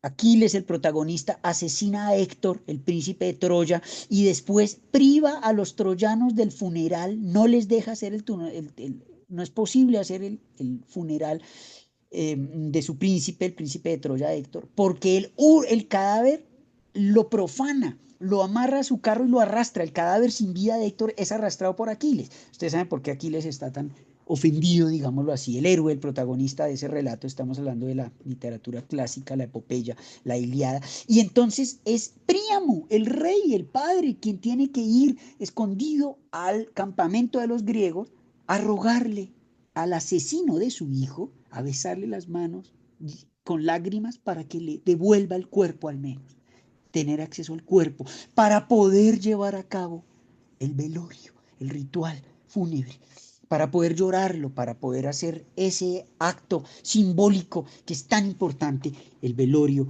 el funeral, y todos estos entierros que a nivel literal se da, el entierro, pero también a nivel simbólico enterrar algo, echarle tierrita, irlo posicionando simbólicamente de tal manera que se vaya pacíficamente y deje de constituir este fantasma vengativo, doloroso, terrible, esa herida abierta que vaya cicatrizando. Bueno, de eso ya hemos hablado. Entonces, el ejemplo de Príamo, que se ve obligado a ir de incógnito, claro, al campamento de los griegos a rogarle al asesino de su hijo, es decir, a Aquiles, el guerrero, el héroe griego antiguo, que le devuelva el cuerpo sin vida, arrastrado, profanado de Héctor para poderlo llorar, para empezar y poder hacer el ritual fúnebre. Y ahí estamos hablando de la antigua Grecia, politeísta, un sistema de creencias muy diferente. Pasando al aro, que ya lo dijimos acá, el ritual del aro, del libro del aro y la película Ringu, de Sadako, el fantasma, nos hacen creer que hallando los restos de ella y dándoles cristiana sepultura, puede ser cristiana o por otra religión, pero sepultándolos y dándoles ese cierre, el espíritu va a descansar por fin. El espíritu, el alma va a descansar, que descanse en paz. Por eso dice, ¿no? El famoso estribillo, dale Señor el descanso eterno, brille para ellos la luz perpetua. Ellos, los espíritus, el alma, digámoslo así, de la persona desaparecida. Más allá de lo que ocurra con el alma en el discurso teológico, es la psicología de los sobrevivientes, son las personas que sobreviven, los familiares de las víctimas, los más cercanos a las víctimas, los que necesitan o necesitamos en algún momento, si ocurre esto, ese ritual para poder descansar. Y es lo que impide la desaparición forzada. Es lo que niega la desaparición forzada. Es imposible de realizar esos rituales. Y por eso queda la herida abierta psicológica y puede ser incluso generacional. Entonces, con estas indicaciones, voy a cerrar con dos ejemplos, 7:30, estamos apenas de tiempo. El primero es el que también en la literatura trabaja, aquí estoy buscándolo, Jacques Derrida, no olviden ese nombre. Derrida es el autor que se ha ocupado, es el primer gran espectrólogo de filosofar y de pensar qué ocurre con estos, en estos fenómenos. Bueno, y vamos a hablar de la obra clásica de William Shakespeare, Hamlet. Me quiero referir a Hamlet, que es el gran ejemplo, los que conocen la tragedia clásica de Hamlet. Todos estos, digámoslo así, libros, toda esta literatura siempre está enraizada en fenómenos históricos, ¿no? De una o de otra manera han trascendido a la literatura. En este caso, la muerte, el asesinato del papá, del padre, es un asesinato, criminólogos, es un asesinato que ocurre allí de el rey de Dinamarca, el papá de Hamlet. ¿Y quién lo asesina? Bueno, ustedes conocen la historia, vamos a repasarla rápidamente acá para conectar el fantasma, que es el que se le presenta a Hamlet, el fantasma de su padre, que está muy ligado al psicoanálisis, esta ley del padre, esta relación de amor y odio, este querer matar al padre, el padre muerto, muerto simbólicamente, ¿no? Edipo, que mata a su padre en la tragedia, en el complejo psicológico. Hay una relación siempre ambivalente, de amor profundo, pero a veces también de rechazo, de sentimientos ambivalentes encontrados hacia, particularmente hacia el padre en este caso. Entonces vamos a ver este corto video que nos va a traer la tragedia, un resumen y una mirada sobre la tragedia y por qué es relevante para pensar crímenes o tipo o determinado tipo de delitos, crímenes de determinados tipos de delitos políticos, diríamos también, pero ligados a magnicidios o genocidios en particular, veamos.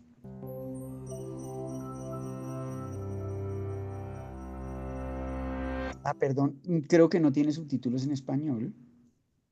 Traductor, revisor, creo que sí, aquí ya está. Vamos.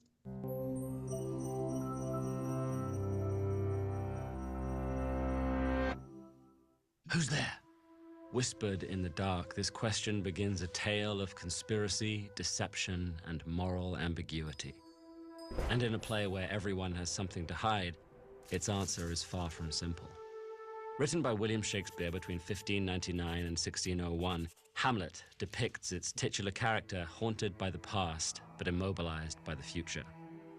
Mere months after the sudden death of his father, Hamlet returns from school a stranger to his own home, and deeply unsure of what might be lurking in the shadows. But his brooding takes a turn when he's visited by a ghost that bears his father's face. The phantom claims to be the victim of a murder most foul, and convinces Hamlet that his uncle Claudius usurped the throne and stole Queen Gertrude's heart. The prince's mourning turns to rage, and he begins to plot his revenge on the new king and his court of conspirators. The play is an odd sort of tragedy, lacking either the abrupt brutality or all-consuming romance that characterize Shakespeare's other work in the genre. Instead, it plumbs the depths of its protagonist's indecisiveness and the tragic consequences thereof. The ghost's revelation draws Hamlet into multiple dilemmas. What should he do? Who can he trust? And what role might he play in the course of justice? These questions are complicated by a tangled web of characters, forcing Hamlet to negotiate friends, family, court counselors, and love interests, many of whom possess ulterior motives. The prince constantly delays and dithers over how to relate to others and how he should carry out revenge. This can make Hamlet more than a little exasperating, but it also makes him one of the most human characters Shakespeare ever created. Rather than rushing into things, Hamlet becomes consumed with the awful machinations of thinking itself. And over the course of the play, his endless questions come to echo throughout our own racing minds. To accomplish this, Shakespeare employs his most introspective language, from the usurping king's blazing contemplation of heaven and hell to the prince's own cackling meditation on mortality. Shakespeare uses melancholic monologues to breathtaking effect.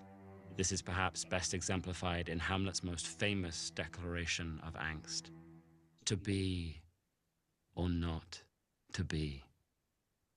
That is the question. Whether 'tis nobler in the mind to suffer the slings and arrows of outrageous fortune, or to take arms against a sea of troubles, and by opposing, end them.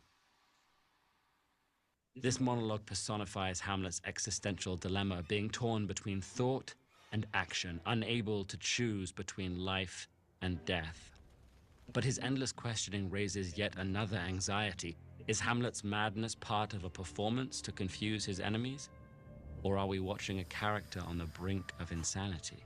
These questions weigh heavily on Hamlet's interactions with every character, and since he spends much of the play facing inward, he often fails to see the destruction left in his wake. He's particularly cruel to Ophelia, his doomed love interest who was brought to madness by the prince's erratic behavior. Her fate is one example of how tragedy could have been easily avoided and shows the ripple effect of Hamlet's toxic mind games. Similar warning signs of tragedy are constantly overlooked throughout the play. Sometimes these oversights occur because of willful blindness, such as when Ophelia's father dismisses Hamlet's alarming actions as mere lovesickness. At other points, tragedy stems from deliberate duplicity, as when a case of mistaken identity leads to yet more bloodshed. These moments leave us with the uncomfortable knowledge that tragedy evolves from human error, even if our mistake is to leave things undecided. For all these reasons, perhaps the one thing we never doubt is Hamlet's humanity. But we must constantly grapple with who the real Hamlet might be. Is he a noble son avenging his father, or a mad prince creating courtly chaos? Should he act or observe, doubt or trust? Who is he? Why is he here? And who's out there, waiting in the dark? Here's a question for you. Do you prefer Shakespeare's comedies or his tragedies? Bueno, Register your vote by esa clicking sería one of la, these videos. digamos, interpretación de Hamlet, que es interesante y pertinente para nosotros, que Hamlet ve o cree ver el espíritu de su padre asesinado, el rey de Dinamarca, por su propio hermano. Ahí hay un tema de fratricidio, hablando del crimen cometido, y siempre la búsqueda de la justicia. En Hamlet hay una justicia espectral, porque directamente el espectro, aparece así en la tragedia del padre, se le presenta con el fin de que Hamlet conozca primero la verdad y pueda vengar. Ojo con esa palabra, ligados aquí al sistema de justicia penal y a los orígenes históricos del sistema de justicia penal, digámoslo así, negando esa venganza particular y creando un sistema de justicia neutral, un monopolio de la justicia en cabeza del Estado. Bueno, Hamlet toma la justicia por sus propias manos. Aquí vemos en esta estilización, pues el personaje además va descendiendo cada vez más, tal vez en la esquizofrenia, como escribimos ahora, en un tipo de psicosis, la enfermedad mental. Puede que la aparición espectral de su padre haya sido solo una alucinación, una percepción alucinatoria, una visión, ¿no? Pero en la obra de teatro no es el único que ve, hay testigos de ese fantasma. El fantasma está atormentado, como todos los fantasmas, está atormentado por la muerte que le ocasionó su hermano y que nadie ha podido vengarla, nadie conoce ese relato. No hay justicia, repito. Entonces Hamlet decide montar una obra de teatro. Es una obra de teatro dentro de la obra de teatro, recreando las condiciones de la muerte del papá para ver qué cara hace Claudio. Claudio el asesino, ¿no? Claudio el sujeto activo de este homicidio agravado. Por varios motivos, y ver cuál es la reacción del padre del asesino, perdón, al enfrentarse a la situación, a la escenificación. Entonces, el papel del arte. Aquí vamos a hablar del arte. El arte como mecanismo no solo balsámico o como un distractor para sacar a las personas de una visión muy dura, muy realista, insoportable de un crimen, de un dolor, ¿sí? En el que queda un día la víctima, sino también como una manera de elaborar el duelo, elaborar. La psicología habla del trabajo de duelo, es un trabajo, hay que elaborar lentamente ese trabajo de duelo, sustentando un relato de lo que ocurrió plausible. Bueno, el relato de Hamlet, aquí lo vemos, y es muy famoso su monólogo, ¿no? Ser o no ser. Ser o no ser tiene muchos significados, pero particularmente aquí es vivir o dejar de vivir.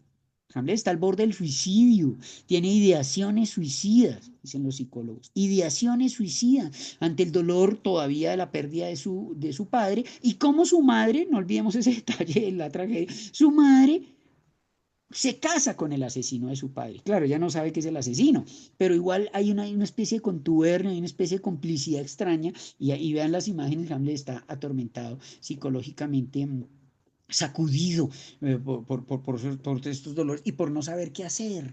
Y él finalmente él comete otro asesinato, ustedes saben, por error, creyendo ver el fantasma de su padre, pero hay alguien escondido en una cortina y él equivocadamente, en un verdadero homicidio culposo, asesina a otra persona allí, el padre de Ofelia, quien es su amor. Ofelia es el amor. Ofelia trata de entenderlo, aquí la vemos en esa representación, pero Ofelia termina también un día en la locura por dado el comportamiento errático de Hamlet. Él mismo está progresivamente perdiendo el contacto, digamos, con una realidad consensual, y cada vez más, digámoslo así, ha visitado, más bien que visitado, hundido en las garras de sus demonios, también los demonios, en la concepción no solo teológica, sino los demonios como aquellas tendencias, como aquellos instintos. Recuerden la obra de Dostoyevsky, hablando de literatura clásica, son obras siempre referenciables y pertinentes. Los demonios son esas fuerzas psicológicas, son esas obsesiones. El demonio identificado con una obsesión de la persona a la cual ella no puede escapar, ¿no? Los demonios, por ejemplo, en la adicción, en los comportamientos de adicción, no solo a sustancias, sino a cierto tipo de patrones, a compulsiones de repetición, decíamos con Freud, son los demonios que están en la mente de los sujetos, que llevan a la autodestrucción y buscan no la preservación de la vida, el eros, decía el psicoanálisis, sino corresponden a un principio de muerte, o pulsión de muerte, o tánatos, decía Freud, y el análisis posterior, el tánatos, ¿no? Esas tendencias del propio organismo a su destrucción y a la destrucción de todos los vínculos, a la aniquilación, a llegar al estado inerte, a volver, mejor, la materia viva al estado inerte, es decir, la muerte, claro, y toda la búsqueda, digamos, de comportamientos que no serían explicables racionalmente, porque no conducen a la preservación ni a la supervivencia, la preservación de la vida,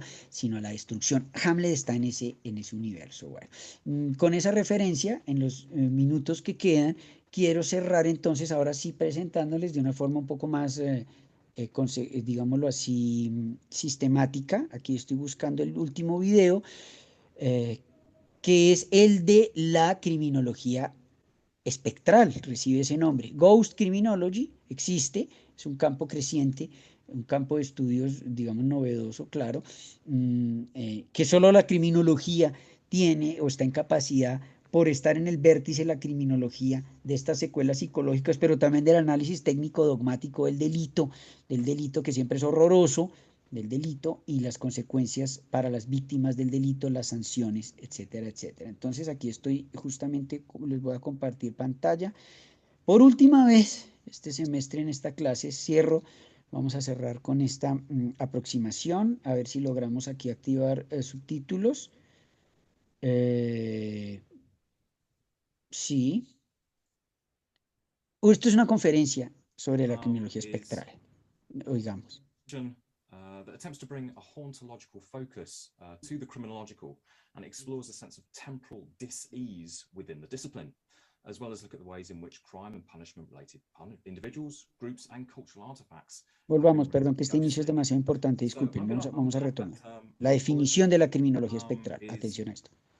Is a collection that attempts to bring a hauntological focus to the criminological and explores a sense of temporal dis-ease within the discipline, as well as look at the ways in which crime and punishment related individuals, groups, and cultural artifacts have been rendered ghostly. So I'm going to unpack that term hauntology and what I meant by temporal dis-ease in due course. But in terms of the structure of my talk today, I'll start by briefly examining the spectral turn that's occurred within the discipline. I'll then set out the focus of ghost criminology. I'll then try to provide two ways in which I've applied this language of spectrality to criminological topics. Firstly, I'm going to look at the ways in which the spectral has haunted the criminological imagination, and then use that to draw upon Walter Benjamin's idea of a dialectical image to, quote unquote, conjure a spirit to explore harms that are either no longer or not yet. Secondly, and perhaps a bit more conventionally, I'll touch on something that I'm working on at the moment. namely an examination of phantom architecture. In particular, I'll be focusing upon the Panopticon as a building that was both haunted and that haunts. So the focus is to explore ideas relating to spectrality, invisibility, time, and harm. I'm going to tie threads between techniques of capturing imagery, the social imagination, and social harms. But before we proceed to some 19th century visual systems that haunted the criminological imagination, it's important first to take a step back and examine the spectral turn that has occurred within the discipline already. So in recent years, there have been an increasing number of pieces using the language of spectrality to explore the ways that violence lingers or sits in places, and how state power, through mastery of the invisible, both emboldens and disowns its own violence. In this regard, criminology is catching up with the spectral turns that have already occurred in other disciplines. But to be clear at the front, when I and the authors that I refer to, when we talk about ghosts and spectrality, we're not professing a belief in the supernatural or those elements of the spectral familiar to us from supernatural fiction. So apologies if I've kind of missold you with the title of the piece, but rather what we're doing is we're using the language of spectrality to unpack a sense of time that is experienced as out of joint, or with phenomena that play with notions of visibility and invisibility. So to give a couple of examples of this kind of work, Catherine Biber has written about the afterlives of criminal evidence. These evidentiary archives are haunted by what they contain as well as what they exclude. As Derrida put it, history never effaces what it buries. It always keeps within itself the secret of kept secrets. Theo Kindernis has written about graffiti ghosts, throw-ups that are years or decades old, written and overwritten, palimpsest-like. These are cultural artifacts that hover themselves between presence and absence. Travis Linneman unpacks how Truman Capote's In Cold Blood perpetually conjures the spectres of true crime, the murderous drifter, the helpless victim, into the affective and material landscape. He tracks how violence haunts these everyday geographies. And for myself, I've drawn upon Abraham and Torok's psychoanalytic reading of the phantom as an incorporation of trauma, as well as using Esther Rashkin's idea of texts in distress to explore the haunting of a space in distress. I explored the ways in which a site-specific artwork, Die Family Schneider, that took place in London's East End in these two terrace houses here, how they could be read as a crypt containing a phantom repeating the traumas that have occurred in the area. And there are others as well. Alison Young, for example, has written about the Japanese atmospheres of criminal justice. But be it the archive, the throw-up, the spectral trace, or a space in distress, what brings these together are their temporally resonating revenants and their play with presence and absence, visibility and invisibility. And in discussing this with my co-editors, Travis and Theo, we found ourselves coalescing around the language of the spectral. And this has led to Derrida's notion of hauntology. Now, that was his pun on ontology.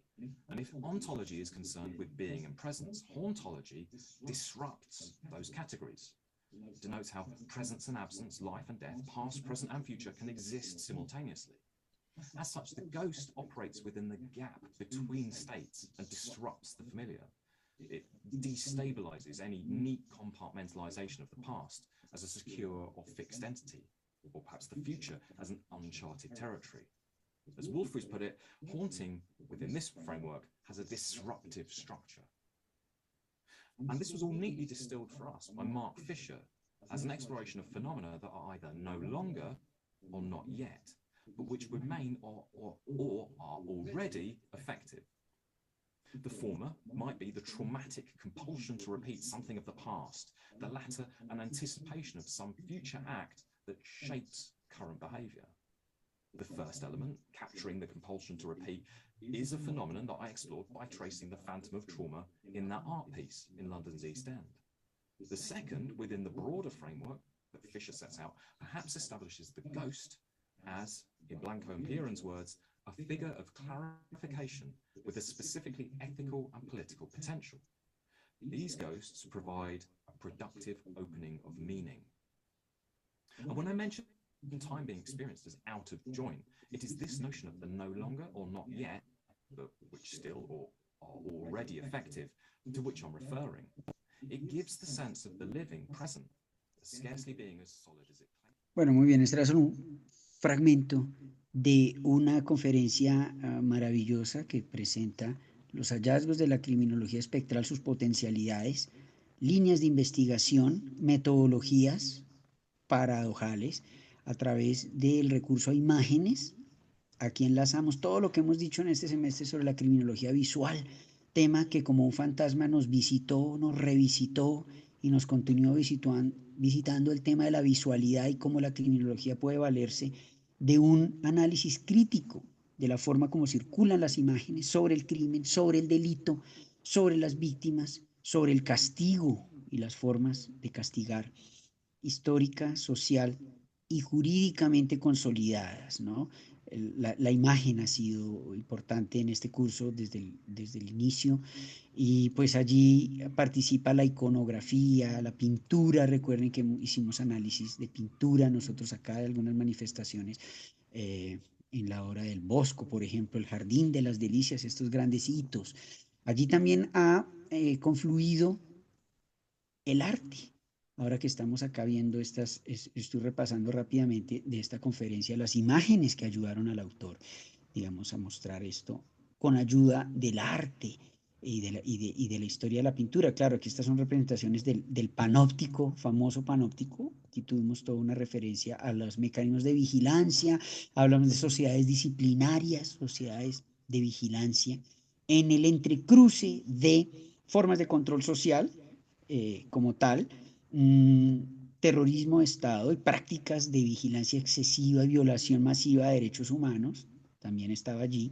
Estoy tratando de enlazar en estos minutos finales todos estos temas. De la criminología global, concurren aquí con Zaffaroni, famoso criminólogo varias veces citado, referenciado. Debimos hacerlo mucho más, pero pues el tiempo, la organización, etcétera. Zaffaroni hablando de una criminología global y cómo la criminología está coja, en el presente está coja, le falta algo, y es ese pie puesto firme y claro sobre los crímenes de Estado, el genocidio, los delitos de guerra, los crímenes de guerra y todos estos comportamientos que siguen asediando a la criminología como falta, ¿no?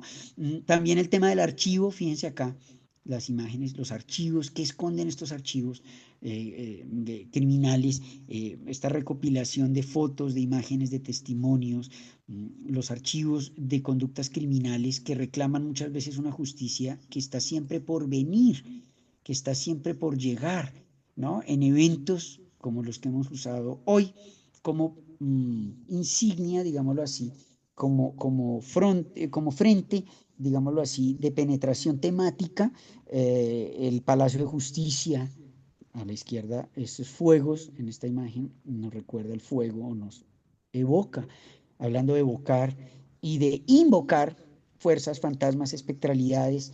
Bueno, el acontecimiento abierto, aquí apenas hemos dado 2, 3 puntos suspensivos, líneas de fuga, lo ocurrido en el Palacio de Justicia en referencia a lo ocurrido en otras tragedias internacionales, como el bombardeo de Hiroshima y Nagasaki. ¿Qué hay detrás de todo esto? Finalmente, ¿qué hace el criminólogo? ¿De qué se ocupa? O mejor, ¿qué deja de hacer el criminólogo cuando no aborda de una forma más compleja, con sensibilidad literaria? Hablando de Crimen y Castigo, hablamos acá de esto, de Kafka, de Orwell. En este curso han desfilado estos autores, George Orwell, Franz Kafka, los primeros videos sobre Crimen y Castigo de Dostoyevsky, hoy sobre Shakespeare, Hamlet y otras referencias claves o sea, hitos de la literatura, que nos ayudan a pensar de una forma mucho más compleja y no solo transdisciplinar en el sentido de sumar las diferentes disciplinas, sino también crítica, buscando la transformación de formas del castigo tan obsoletos como la cárcel, que definitivamente producen mucho más sufrimiento, las penas perdidas, decía Zaffaroni, las penas perdidas, el sufrimiento de estos discursos, de prácticas sobre todo de castigo obsoletas, inhumanas, crueles. Miren aquí, por ejemplo, estos retratos nos tienden en arco con el surgimiento de la criminología en la obra, en el pensamiento de Cesare Lombroso, el primer criminólogo moderno, pero también el primer racista, que bajo pretexto científico mantenía analizando rostros, fisiognomía, de todo eso hablamos acá. Recuerden que hicimos un repaso además muy rápido, en clave interdisciplinar, por las escuelas criminológicas, la criminología positiva esta, pero también la criminología clásica que la antecede en la obra de Carrara y otros. Y posteriormente las escuelas sociológicas a las que dedicamos varias sesiones, y la criminología crítica, la criminología cultural, la criminología feminista, la criminología para la paz, la Peacemaking Criminology, que hoy en este cierre es clave, hablando de eventos de violencia política en Colombia y de horizontes de paz, siempre por completarse, siempre por cerrarse. Cuando la memoria de las víctimas clama, la memoria de los sobrevivientes, memorias de dolor que se resisten al olvido porque no ha habido una justicia realmente, como ocurrió en los eventos del 6 y 7 de noviembre de 1985, 40 años hace que estábamos sufriendo, increíblemente viviendo la intensidad espectral. En ese momento no era espectral, pero ya lo es, de esos eventos del Palacio de Justicia. Todas estas evocaciones, finalmente, para proponerles en esta clase, se trató un desafío del pensamiento, y para que ampliemos nuestros recursos hermenéuticos, nuestros recursos interpretativos, ¿no? En concurso con el cine, aquí más del cine, documentales. Recuerden todo el tiempo que pasamos hablando de crimen corporativo, con The Corporation, la versión de 2004 y la segunda parte de Corporation o de New Corporation, ya a finales para el 2020.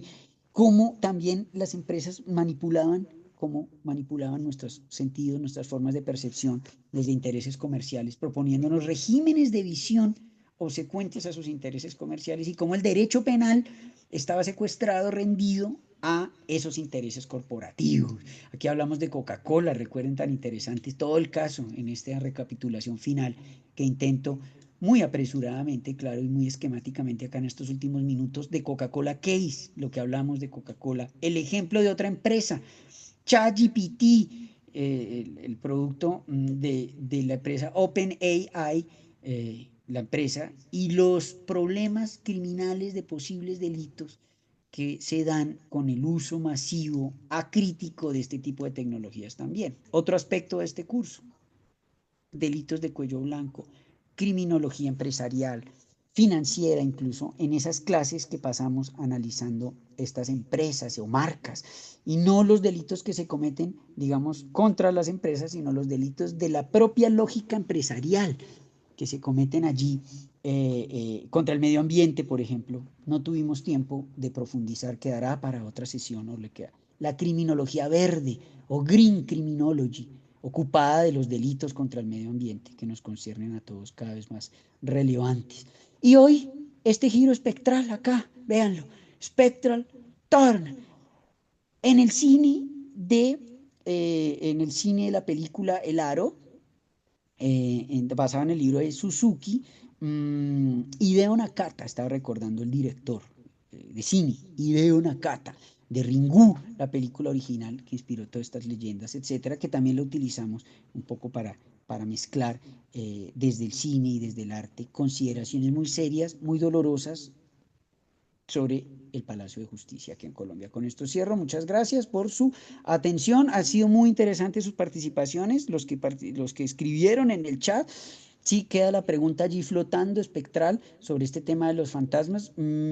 Considero valiosos los aportes que hicieron las personas allí, y ojalá sigan investigando.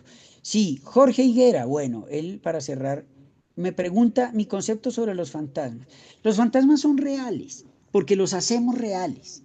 Para mí el fantasma es esa manifestación psíquica, esa energía psíquica propia frente al dolor, frente a la ruptura simbólica, frente al dolor, frente al shock, del desastre, del acontecimiento inesperado, de la pérdida de una vida, etc. Entonces, vivimos rodeados de fantasmas.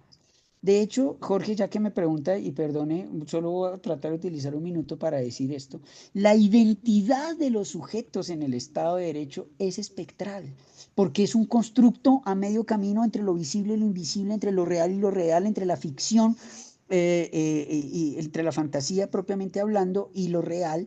Son relatos que hacemos de nuestra vida y tiene una naturaleza puramente fantasmal, de creación, o sea, como elemento ficticio, pero que también trasciende la mera materialidad biológica o el sustrato biológico de nuestra vida. Piensen en un crimen, piensen en un delito, para utilizar el ejemplo del asesinato del padre de Hamlet por parte de su tío Claudio. El delito y el crimen es un portal terrible hacia lo espectral, hacia la memoria herida, hacia la psique traumatizada, y el derecho penal, a mi juicio, debería acercarse de forma mayor, la vía es la criminología, claro, a través de la criminología, a esos trastornos psicológicos, a esas referencias artísticas, a esas formas de bordear, digámoslo así, el abismo que genera, o lo indecible, el carácter indecible de ese dolor de las víctimas, de quien ha padecido. Ese es el fantasma, vivimos entre fantasmas. ¿Quién de los que está acá no tiene un recuerdo doloroso? Nuestros muertos, nuestros antepasados, familiares o no, amigos, antepasados, ancestros. Nosotros vivimos con esa carga, digamos, espectral, fantasmática o no, así lo niegue la ciencia y así a veces a nivel consciente o racional descartemos, como solemos hacer, escépticos frente a estos fenómenos. En el sueño se manifiestan, en los actos fallidos se manifiestan, en muchos tics, en muchos síntomas, muchas enfermedades sociales que se generan por no saber o tratar de interactuar y tener la sensibilidad para interactuar con esas memorias. El fantasma es la memoria y la construcción de la memoria es espectral, es de difícil, digámoslo así, etiquetarla de una sola forma o racionalizarla de una sola forma. Y más, y especialmente en situaciones de violencia política. Acuérdense que incluso aquí hablamos de Chile, 1973, del 11 de septiembre, esas fechas nefastas, tantas personas que murieron, que no solo perdieron la vida, sino fueron exiliadas, etc. En el régimen de Augusto Pinochet, el dictador. Todo esto nos rodea, eso pienso del fantasma. Ese sería el cierre, no solo de la sesión de hoy, sino de la clase. Una motivación, una invitación para que ustedes investiguen más estos temas, para expandir, finalmente es eso, abrir la visión criminológica, en concurso con tantas, en diálogo con tantas otras visiones, sobre todo desde el arte y estos giros espectrales, artísticos, visuales, literarios y otros de la criminología. Cerraría yo aquí. Creo que se cumplieron los objetivos de formación en la apertura crítica a la visión del crimen y el delito. Me despido entonces. Muchas gracias a todos. Cualquier otra comunicación, por favor, a través de la maestría, correos institucionales, inquietudes, etcétera, quedaríamos aquí. Muchas gracias a todos y que pasen buena noche. Muchas gracias por todos sus aportes, muy amable. Hasta luego. Muchas gracias, doctor. Que tenga buena noche. Gracias a ustedes. Buenas noches para todos, compañeros. Buenas Muchas noches. gracias, profe. Hasta luego. Hasta luego. Hasta Adiós. luego. Buenas noches para todos.